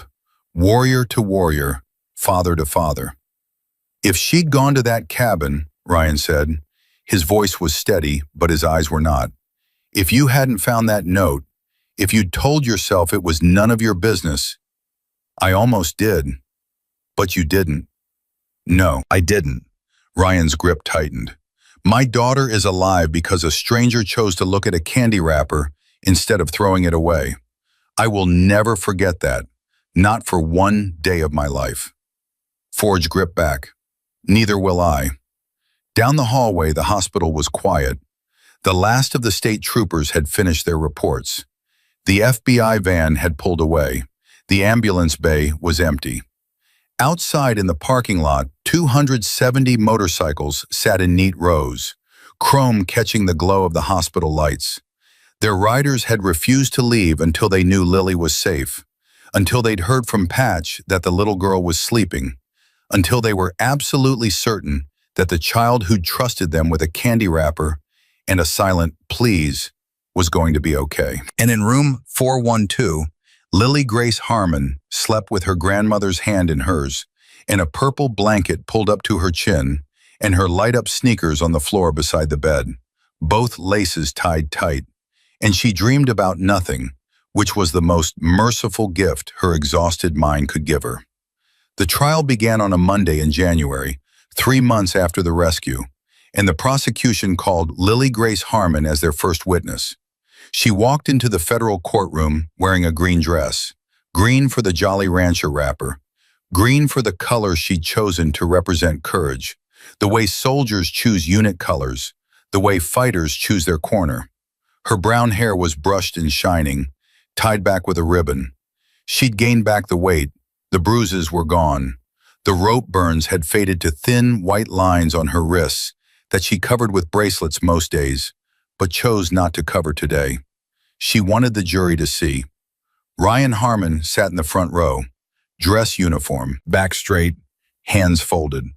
The posture of a man holding himself together through sheer military discipline. Beside him, Irene, clutching a tissue she hadn't used yet, but would need before the hour was over. And in the third row, 5 Hell's Angels in leather vests sat among the public gallery. Forge, Boone, Brick, Tank, Patch. They'd ridden 6 hours from Oklahoma, not because they'd been subpoenaed, because Lily had called Forge the night before and said, in a voice that was trying very hard to be brave, "Will you be there tomorrow? I'm scared." "Wild horses couldn't keep me away," Forge had told her. Craig Underwood sat at the defense table, clean-shaven now, hair trimmed, wearing a gray suit his lawyer had picked out, looking exactly like what he'd always pretended to be, a decent, professional, trustworthy man. The kind of man you'd trust with your children. His lawyer, a public defender named Marcus Webb, had spent 3 months trying to build a defense out of nothing. Mistaken identity, custody confusion, misunderstanding. Every argument crumbled under the weight of evidence that Boone's case folder had started and the FBI had finished. The judge, Honorable Catherine Pierce, looked down at Lily from the bench. "Miss Harmon, do you understand that you've been asked to tell the truth today?" "Yes, ma'am." "And you understand that the man sitting at that table is the person you'll be speaking about?" Lily looked at Craig, directly at him, the first time she'd seen his face since the night at Exit 33. Craig's eyes dropped to the table. He couldn't hold the gaze of an 8-year-old girl. "Yes, ma'am, I know who he is." The prosecutor, Assistant U.S. Attorney James Whitfield, stood, tall, gray-haired, the kind of prosecutor who'd spent 30 years putting people in prison and still lost sleep over the cases that got away. "Lily, can you tell us what happened on Wednesday, October 9th at your school?" "I was in class, 3rd period, Mrs. Rivera's room. The intercom called me to the front office. When I got there, Vice Principal Walsh was standing with a man I'd never seen before." "Did the man introduce himself?" "He said his name was Craig. He said he was taking me to see my dad. He said my dad had arranged it." "Did you believe him?" "No." "Why not?" "Because my dad always tells my grandma everything. If someone was supposed to pick me up, Grandma would know. She didn't know. I could tell because nobody had called her. And my dad's middle name is James. I asked Craig what it was. He said Thomas." A murmur in the courtroom. Whitfield let it settle. "What happened after you left the school?" "He drove the wrong way, toward the highway instead of toward my grandma's house. I told him this wasn't the right way. He stopped talking to me like a nice person. He opened the center thing between the seats and showed me his gun." "Did he say anything when he showed you the gun?" "No, he just let me see it. Then he put it back. Then he told me the rules. Be quiet. Do what he says. If anyone asks, he's my uncle, and we're on a road trip." "Were you scared?" Lily paused. The courtroom was absolutely silent. 200 people holding their breath. "I was so scared I couldn't feel my hands, like they went numb, and my stomach was shaking inside. But I was also angry because Ms. Walsh didn't check. She didn't call my grandma. She didn't call my dad. She just let him take me." "Lily, I need to ask you about the 5 days you spent with the defendant. Can you do that?" Lily nodded. Her hands gripped the edge of the witness stand. Small hands, white knuckles. "He moved me to a different motel every night. He tied my wrist to the bed with zip ties so I couldn't leave. He didn't feed me much. A granola bar sometimes, a piece of candy once. He hit me when I cried too loud. He burned me with his cigarette when I tried to open the car door at a rest stop on the second day." Ryan Harmon's jaw clenched. A visible tremor ran through his shoulders. Irene reached over and gripped his arm. "Did anyone see you during those 5 days? Anyone who might have helped?" "A lot of people saw me." Lily's voice was steady, but her eyes glistened. A waitress at a diner saw me flinch when Craig reached for his glass. She brought me crayons and walked away. A police officer pulled us over for speeding. She asked if I was okay. I wanted to scream, but Craig's hand was near the gun. I nodded. She left. A clerk at a gas station heard me say, "Please." He gave me the bathroom key and didn't ask why. How many people would you estimate saw you during the 5 days? I counted, 16. 16 people who looked at me and could have helped. None of them did. Whitfield paused, let the number land. 16. Tell us about the note. Lily straightened slightly. This was the part she'd practiced with her therapist. The part where the fear turned into something else. Something that looked a lot like pride. On the second day, I stole an eyeliner pencil from a motel bathroom. Craig didn't see me take it. I practiced writing small on the inside of my sock at night when he was asleep. I saved a Jolly Rancher wrapper from the one piece of candy he gave me. I knew I needed to write a message and give it to someone who could help. Why didn't you give it to one of the 16 people who saw you? The waitress, the police officer, the gas station clerk? Because they already saw me and didn't help. They saw the bruises. They saw me flinch. They heard me say, "Please," and they walked away. I needed someone different, someone Craig was afraid of. Who was Craig afraid of? Bikers. Every time we passed motorcycles on the highway, he got nervous. Every time he saw men in leather vests at rest stops, he pulled me back to the car and drove away fast. He was afraid of them. So you chose a biker. I chose the biggest, scariest looking one I could find, because I figured if Craig was afraid of him, then he was strong enough to help me. What did you do?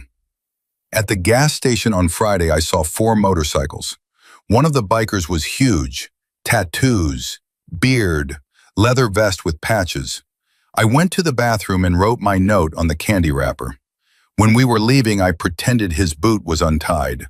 I kneeled down and slipped the note inside his boot while I pretended to tie it. Did the biker see the note? Not right away. I looked up at him and I said, "Please," just that one word. Then Craig pulled me away. Were you scared the biker wouldn't find the note? Lily's composure cracked for the first time. A single tear slid down her cheek. She wiped it fast, angry at herself for showing it. I was terrified. I thought maybe it fell out. Maybe he'd throw it away. Maybe he wouldn't believe a kid's handwriting on a candy wrapper. I got back in Craig's car and I thought, that's it.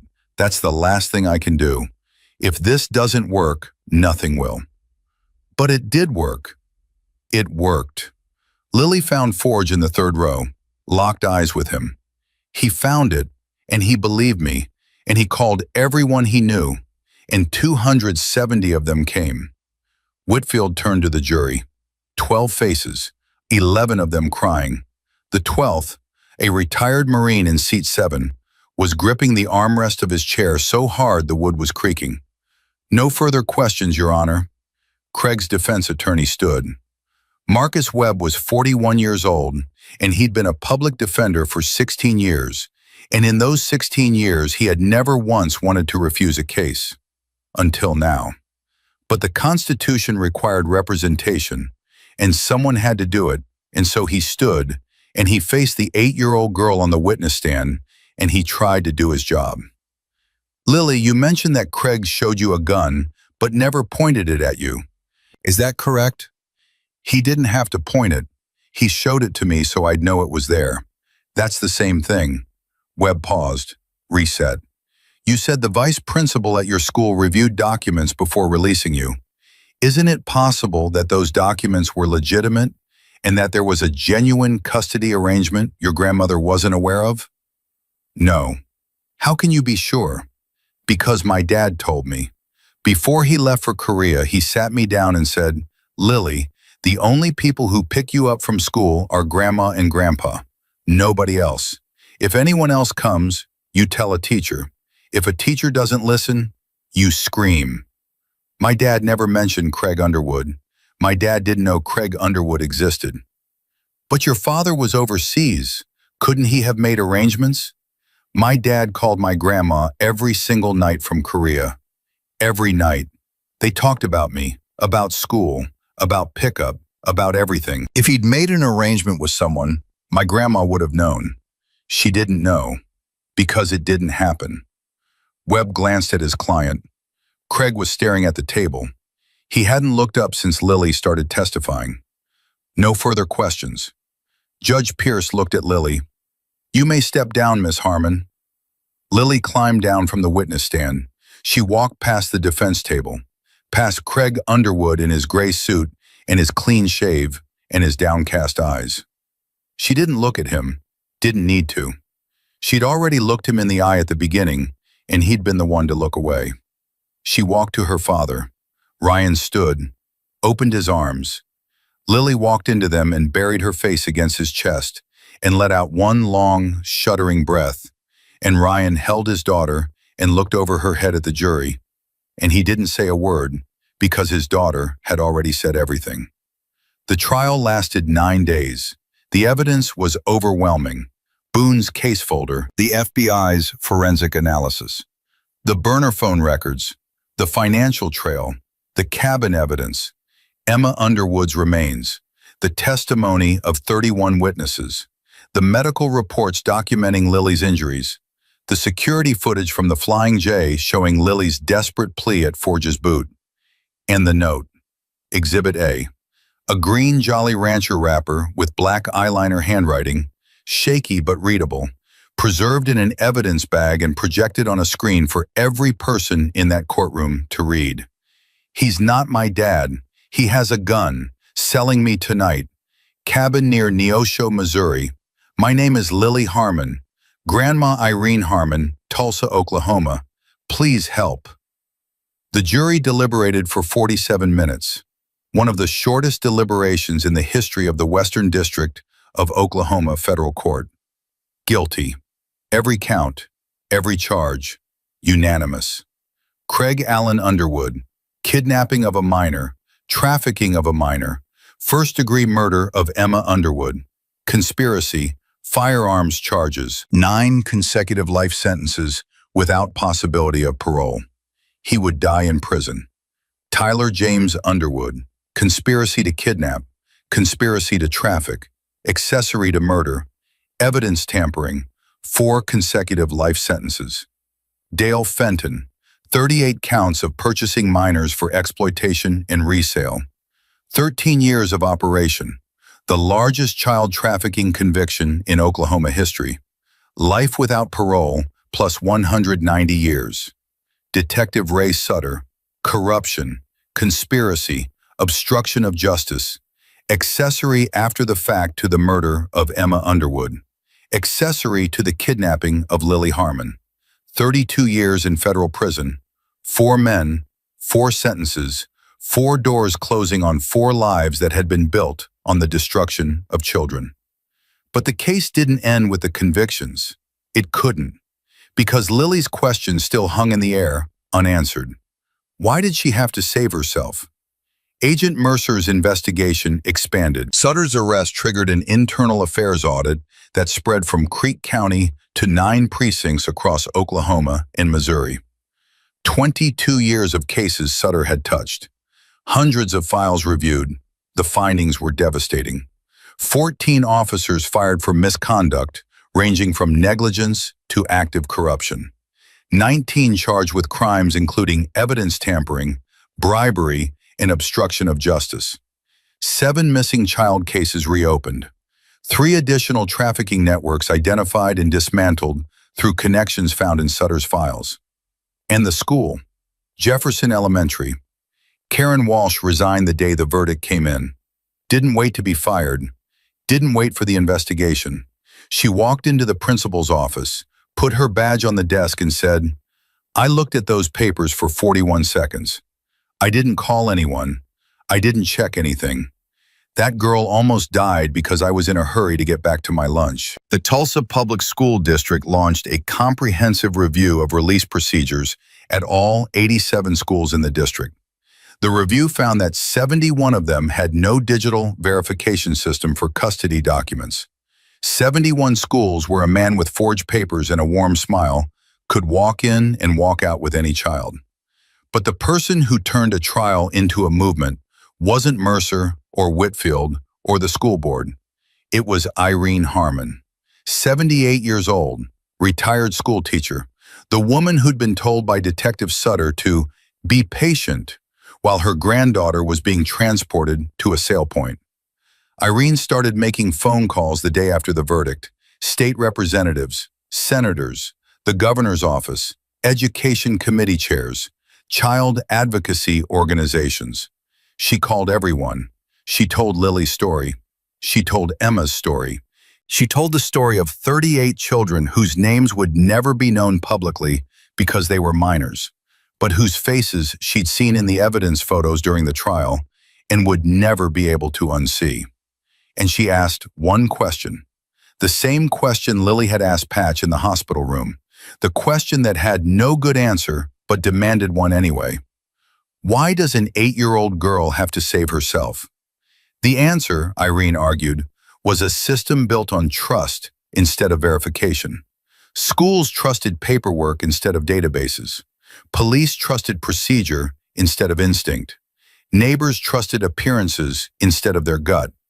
And children suffered because adults chose convenience over diligence. My granddaughter wrote a note on a candy wrapper, Irene told the Oklahoma State Education Committee. She stole an eyeliner pencil and hid it in her sock for 2 days. She practiced writing small enough to fit a message on a 2-inch piece of cellophane. She chose the scariest-looking person she could find and slipped that note into his boot while pretending to tie his shoe. She was 8. She was starving. She was bruised and burned and terrified. And she was smarter than every adult who was supposed to protect her. Irene paused. Let the silence do its work. You want to know what it would have taken to prevent all of this? 5 seconds. That's how long it takes to check a custody document against a digital database. 5 seconds. Karen Walsh spent 41 seconds looking at forged paperwork. If she'd spent 5 of those seconds on a computer instead, Lily would have gone home with me that day. Craig Underwood would have been flagged. The police would have been called. And my granddaughter would not have spent 5 days being transported across 3 states by a man who'd already killed one child and was planning to sell another. Senator David Reeves sat forward. Mrs. Harmon, what exactly are you proposing? Mandatory digital verification for all custody documents at every public school in Oklahoma. Real-time database checking before any child is released to a non-parental guardian. No exceptions, no shortcuts, no 41-second glances at paperwork while your lunch is getting cold. The cost. The cost of the database system is estimated at $2.3 million for statewide implementation. The cost of what happened to my granddaughter is immeasurable. The cost of what happened to Emma Underwood is a dead child. Which price are you comfortable paying, Senator? Reeves didn't answer. He didn't need to. The bill was drafted within 2 weeks. Lily's Law, Senate Bill 612, requiring all public schools in Oklahoma to implement digital verification of custody documents through a real-time state database before releasing any child to a non-parental guardian. Mandatory training for all school administrators on child safety protocols, and a dedicated hotline for reporting suspicious custody situations. The bill passed the Senate 44-2, the House 89-7. Governor Sarah Mitchell signed it on a Tuesday morning in April, 7 months after the rescue, and the moment she signed it, before the ink was dry, a 9-year-old girl in a green dress stepped up to the microphone. But that story, what Lily said to those 400 people, what Forge heard from the 4th row, what 270 Hell's Angels witnessed while standing in leather vests among legislators and lawyers and the governor of Oklahoma, that story deserves to be told properly, because it wasn't just a speech. It was the moment an 8-year-old girl's candy wrapper changed the law, and every word of it mattered. 6 months after Lily's Law passed, Forge got a call he wasn't expecting. Irene Harmon's number. Saturday afternoon, he was in his garage, elbow deep in a 1978 Harley shovelhead engine rebuild. Merle Haggard on the radio, grease under every fingernail. Mr. Dalton? Mrs. Harmon, everything okay? Everything's wonderful. That's why I'm calling. Irene's voice was warm in a way it hadn't been during the trial. Lighter, like someone who'd set down a weight she'd been carrying for months. Tomorrow is Lily's 9th birthday. She's having a party, small, family, a few school friends, her therapist. That sounds real nice. She asked me to call you. Specifically, she wants to know if you and some of your brothers could come. Forge put down the wrench, wiped his hands on a rag, stood there in his garage with the phone pressed to his ear and a lump in his throat that he couldn't swallow past. She wants us there? She's been talking about it for 2 weeks. She made a list of people to invite, and you were the first name on it. She wrote it in green marker. Irene laughed softly. She said, "Grandma, make sure he brings his vest. I want to see the patches. I've been drawing them in art therapy." Forge pressed the rag against his eyes, held it there for a second. 2 seconds. "What time?" 2 o'clock. I'll text you the address. "We'll be there, Mrs. Harmon." "Irene, please." "We'll be there, Irene." Wild horses. He hung up and called Boone, then Brick, then Tank, then Patch. Same message to each of them. Tomorrow, Tulsa, Lily's birthday, 2 o'clock. Not one of them asked about the 6-hour ride. Not one of them mentioned other plans. Not one of them hesitated for even a second. The next afternoon, 5 Harley-Davidsons rumbled down a quiet street in Tulsa and parked in front of a house decorated with green balloons and streamers. Chrome gleaming in the April sunshine, leather vests, patches, 5 of the most intimidating-looking human beings on the block, standing in a yard full of balloons and 9-year-olds. Lily heard the engines from the backyard and came running around the side of the house before they'd even dismounted. She gained back every pound and then some. Brown hair clean and shining, tied back with a green ribbon. New light-up sneakers on her feet, both laces tied tight. The bruises were gone. The cigarette burns had scarred over into small white dots on her shoulder that would fade with time but never fully disappear. The rope burns on her wrists were hidden under beaded bracelets she'd made in therapy.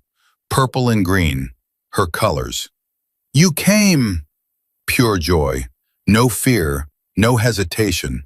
She ran straight to Forge and wrapped her arms around his waist because she couldn't reach his neck from the ground.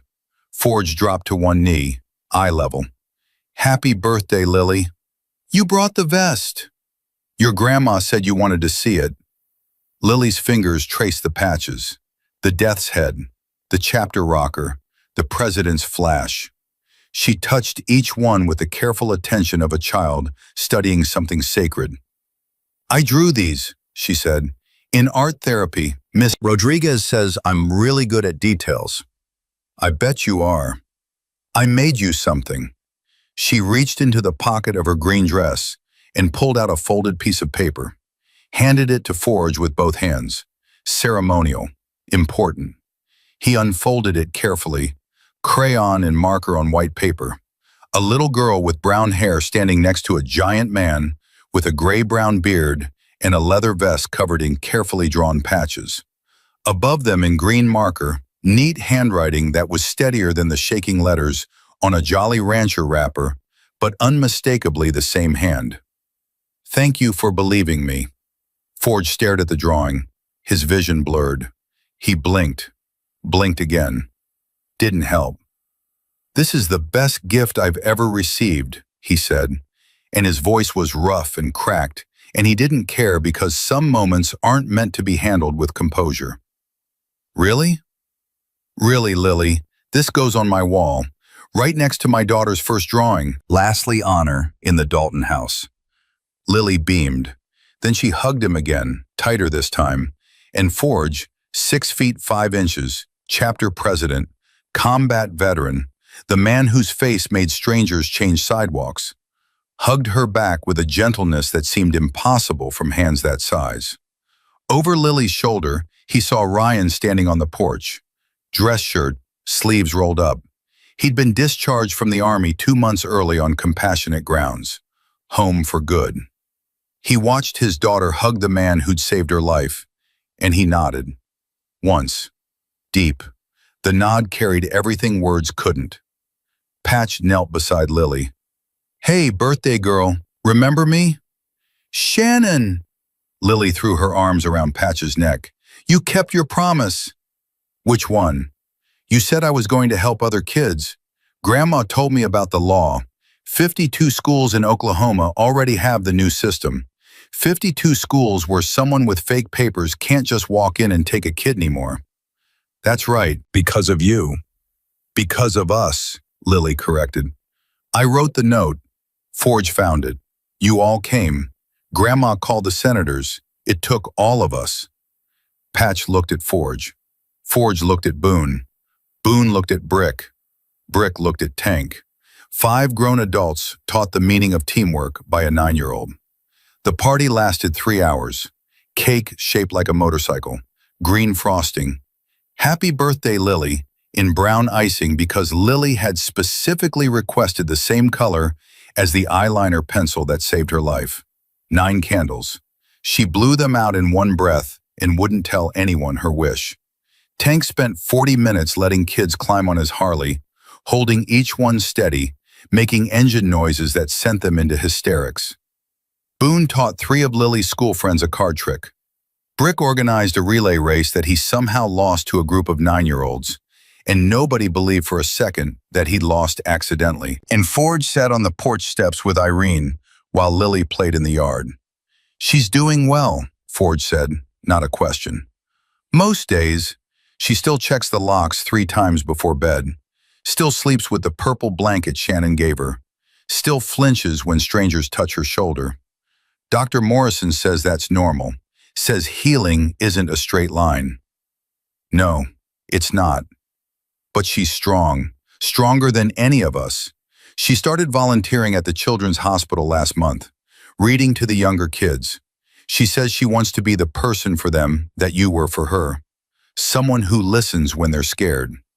Forge watched Lily chase a balloon across the yard, laughing, sneakers flashing red and blue.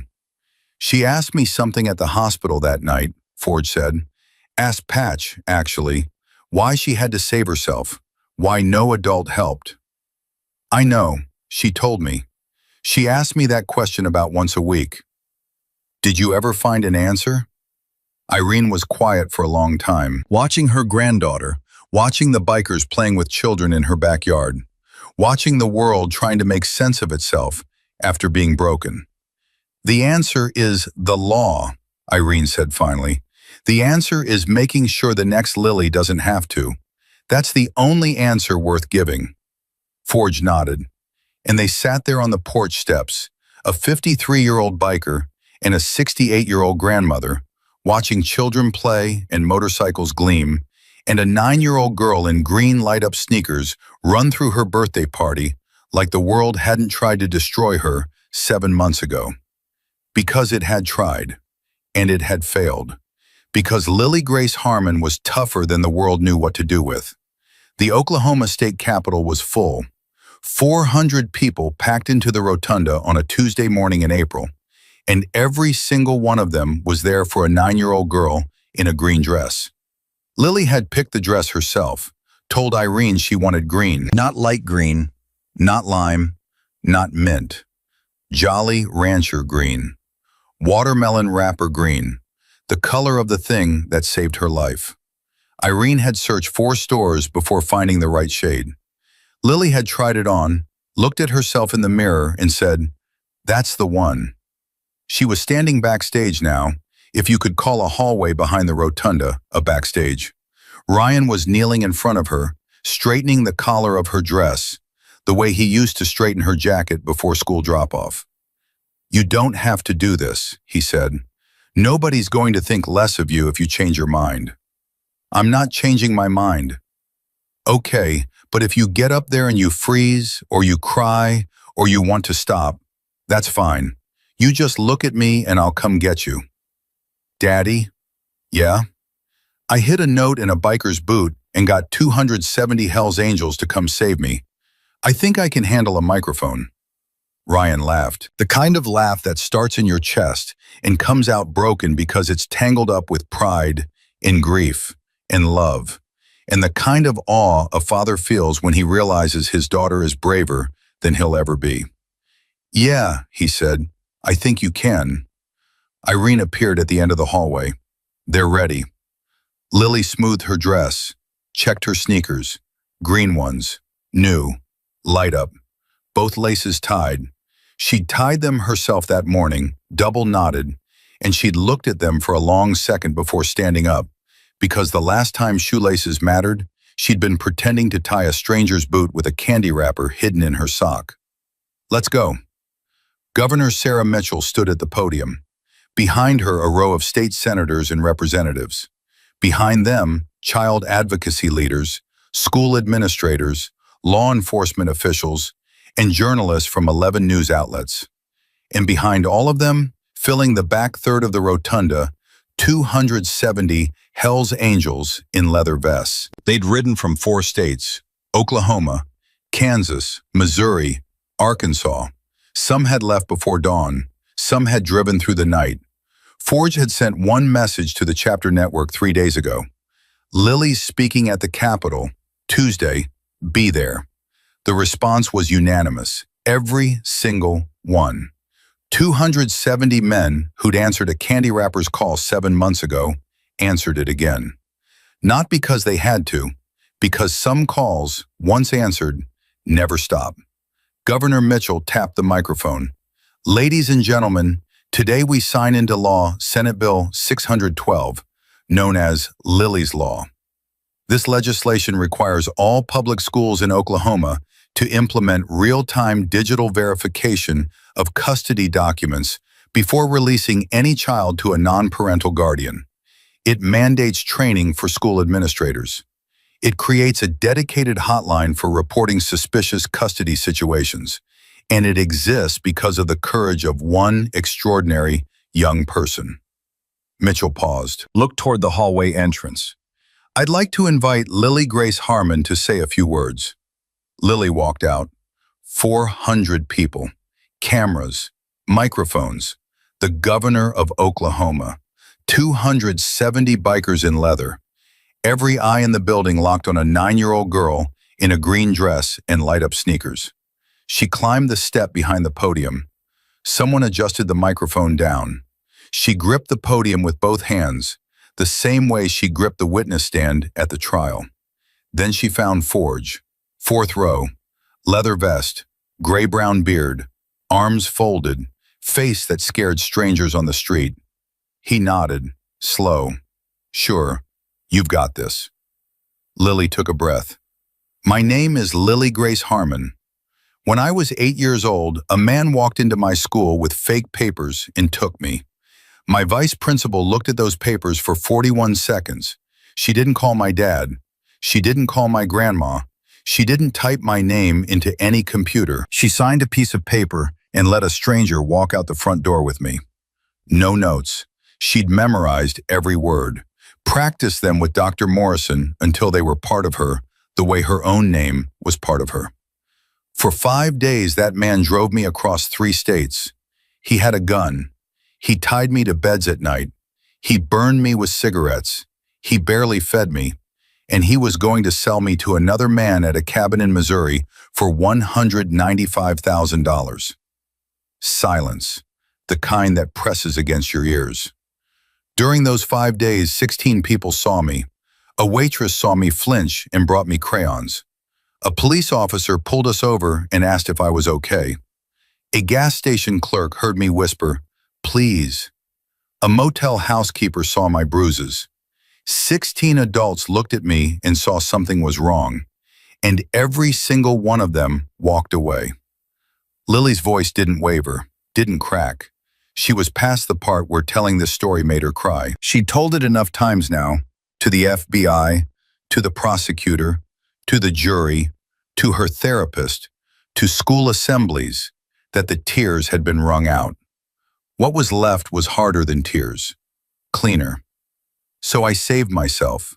I stole an eyeliner pencil from a motel bathroom. I practiced writing small on the inside of my sock. I saved a candy wrapper from the one piece of candy he gave me.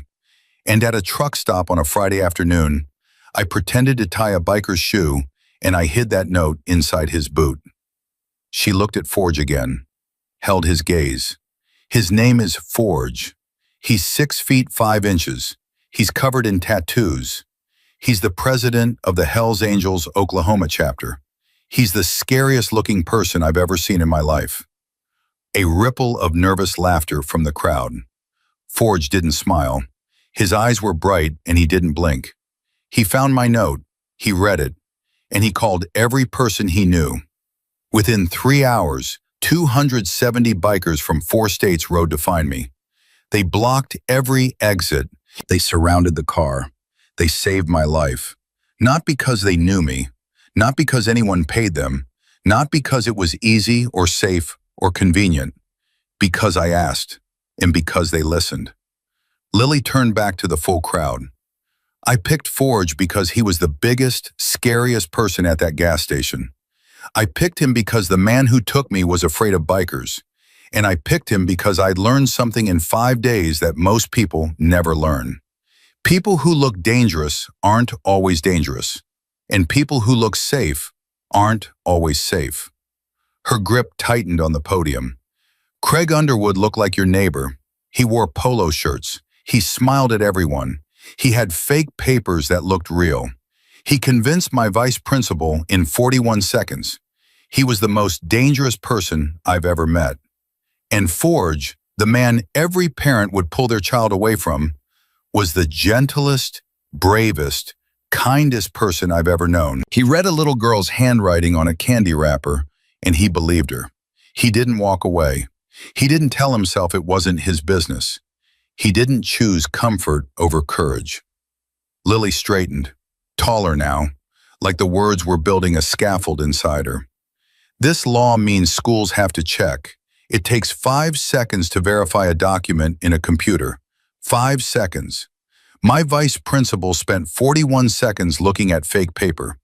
If she'd spent 5 of those seconds on a computer, I would have gone home with my grandma that day. Craig would have been caught. Emma Underwood might still be alive. The name landed like a stone in still water. Emma, the girl who didn't get a candy wrapper, the girl who didn't get a biker's boot, the girl who didn't get a chance. Since this law was drafted, 52 children have already been protected.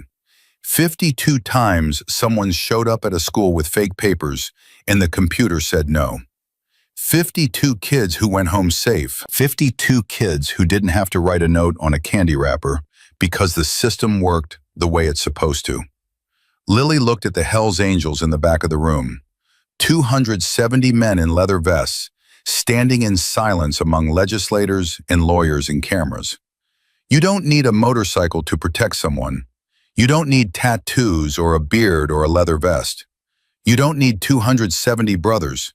You just need to care enough to look closer. Her voice got stronger. Not louder, stronger. The difference between volume and conviction. If you see a child who looks scared, believe them. Even if the adult with them seems nice. Even if it might be awkward. Even if you might be wrong. Ask anyway. Check anyway. Cause trouble anyway. Because being wrong is embarrassing for 5 minutes. Being right and staying silent is devastating forever. She leaned into the microphone. 16 people saw me. 16 people felt something was wrong. 16 people chose to stay comfortable instead of getting involved. Don't be the 17th. Be the one who looks closer. Be the one who asks the hard question. Be the one who makes the call that feels intrusive and might save a life. Lily stepped back from the podium. Thank you. 400 people stood. The applause came like a wave, starting in the front rows and building until it hit the back wall and came roaring back. Legislators were crying. Journalists were crying. FBI agents who'd worked the case and come to watch were crying. And in the back of the rotunda, 270 Hells Angels stood in perfect silence. Not clapping, not moving, just standing. Leather vests, patches gleaming, tears running down faces that scared strangers on highways. Not one of them wiped their eyes. Not one of them looked away. Governor Mitchell signed the bill, pen to paper, law of the state, then she handed the pen to Lily. Lily signed her name underneath the governor's. Small letters, steppy, hand. The same hand that had written, "Please help," on a candy wrapper 7 months ago. Lily's law, official, permanent, real. Forge was the last person Lily found before she left the Capitol. He was standing near the exit, alone. His brothers had filtered out to the parking lot, giving him space because they knew. Forge, he turned, looked down at the 9-year-old girl in the green dress. "How'd I do?" "You made 270 grown men cry. I'd say you did pretty good." Lily smiled. Then the smile faded into something more serious, more adult than a 9-year-old's face should ever have to hold.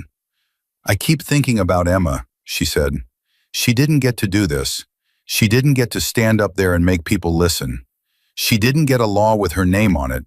She didn't get a birthday party or a drawing or any of it." Forge knelt down, eye level, the same way he'd knelt at the birthday party, the same way he'd knelt in 100 moments that this girl had burned into his memory. "Emma didn't get what you got," he said, "and that's not fair. It's not right. It's the worst thing about this whole story. I wrote the note for me, but I wish I could have written it for her too." "You did. Every kid that law protects, that's for Emma. Every school that checks before releasing a child, that's for Emma. You gave her a voice she never had, Lily.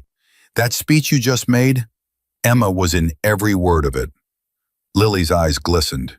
She blinked, didn't wipe her face, let the tears fall. "Will you do something for me?" she asked.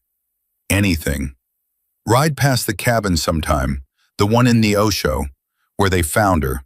Just ride past it, so she knows someone remembers." Forge's throat closed. He nodded because speaking wasn't an option. "I'll ride past it every year," he managed. "On the day we found you. Every year." Lily hugged him. Hard. The kind of hug that's more like an anchor than an embrace. And Forge hugged her back. And for a long moment they stood there in the Capitol hallway, the biker and the girl.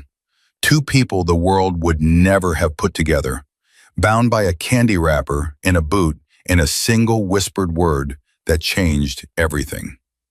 Present day, 2 years after the rescue. Lily Grace Harmon is 10 years old, 5th grade, honor roll student, student council vice president. She lost the presidential race by 3 votes and told Irene she'd win it next year because persistence runs in the family. She volunteers at Tulsa Children's Hospital every Saturday morning, reading to the younger kids. She picks the scary stories, the ones with monsters in dark forests and brave children who fight back. She tells the kids before she starts, "The monsters always lose. Remember that." She takes jujitsu twice a week. Not because she's afraid, because she likes feeling strong. Her instructor says she's the most focused student in the class. She never complains about being tired, never quits in the middle of a drill.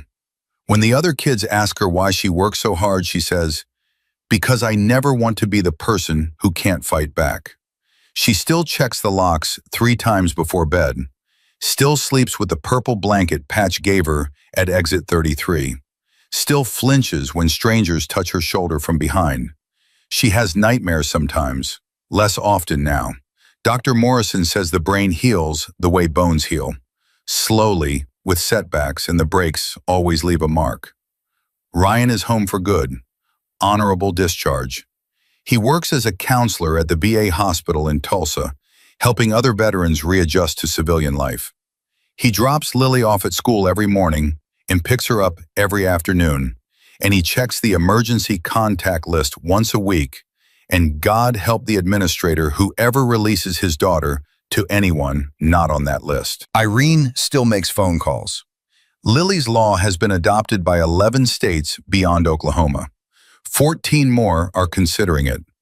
She testified before a congressional committee in Washington last month, asking for a federal version.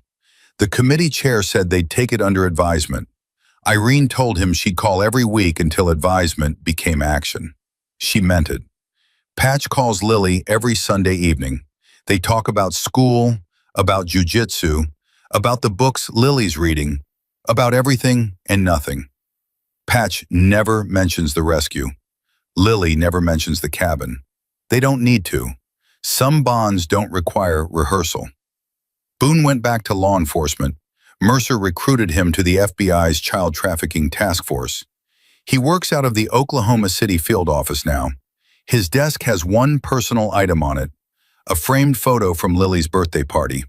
5 bikers and a 9-year-old surrounded by green balloons.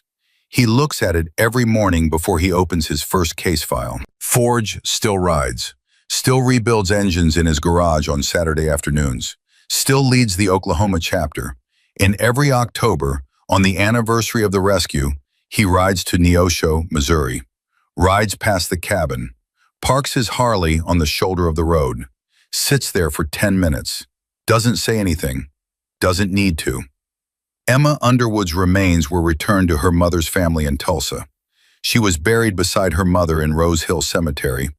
The headstone reads, Emma Grace Underwood, beloved daughter, age 7, remembered. Lily visits the grave once a month, brings flowers, green ones when she can find them. She sits cross-legged on the grass and talks to Emma the way she talks to her school friends, about homework and TV shows and the weird thing the cafeteria served for lunch. She tells Emma about the law, about the 52 kids, about the 11 states, about all of it, and she always ends the same way. I'm going to make sure nobody forgets you, I promise. On Lily's bedroom wall, in a frame next to Forge's drawing, and the photo from her 9th birthday, sits a green Jolly Rancher wrapper. Black eyeliner handwriting, shaky but clear. The FBI returned it after the trial, preserved in an evidence bag. Lily had Irene frame it. He's not my dad. He has a gun. Selling me tonight. Cabin near Neosho, Missouri. My name is Lily Harmon. Grandma Irene Harmon, Tulsa, Oklahoma. Please help. A reminder of the worst 5 days of her life. And proof that even in the darkest moments, when every adult has failed and every door has closed and the whole world has looked away, courage finds a way. Sometimes it whispers. Sometimes it's written in eyeliner on a candy wrapper. Sometimes it's hidden in a stranger's boot by hands too small and too scared to stop shaking. But it finds a way. If this story moved you, subscribe to this channel and share it with someone who needs to hear it. Comment below and tell us, who was your protector? Or who did you protect when nobody else would?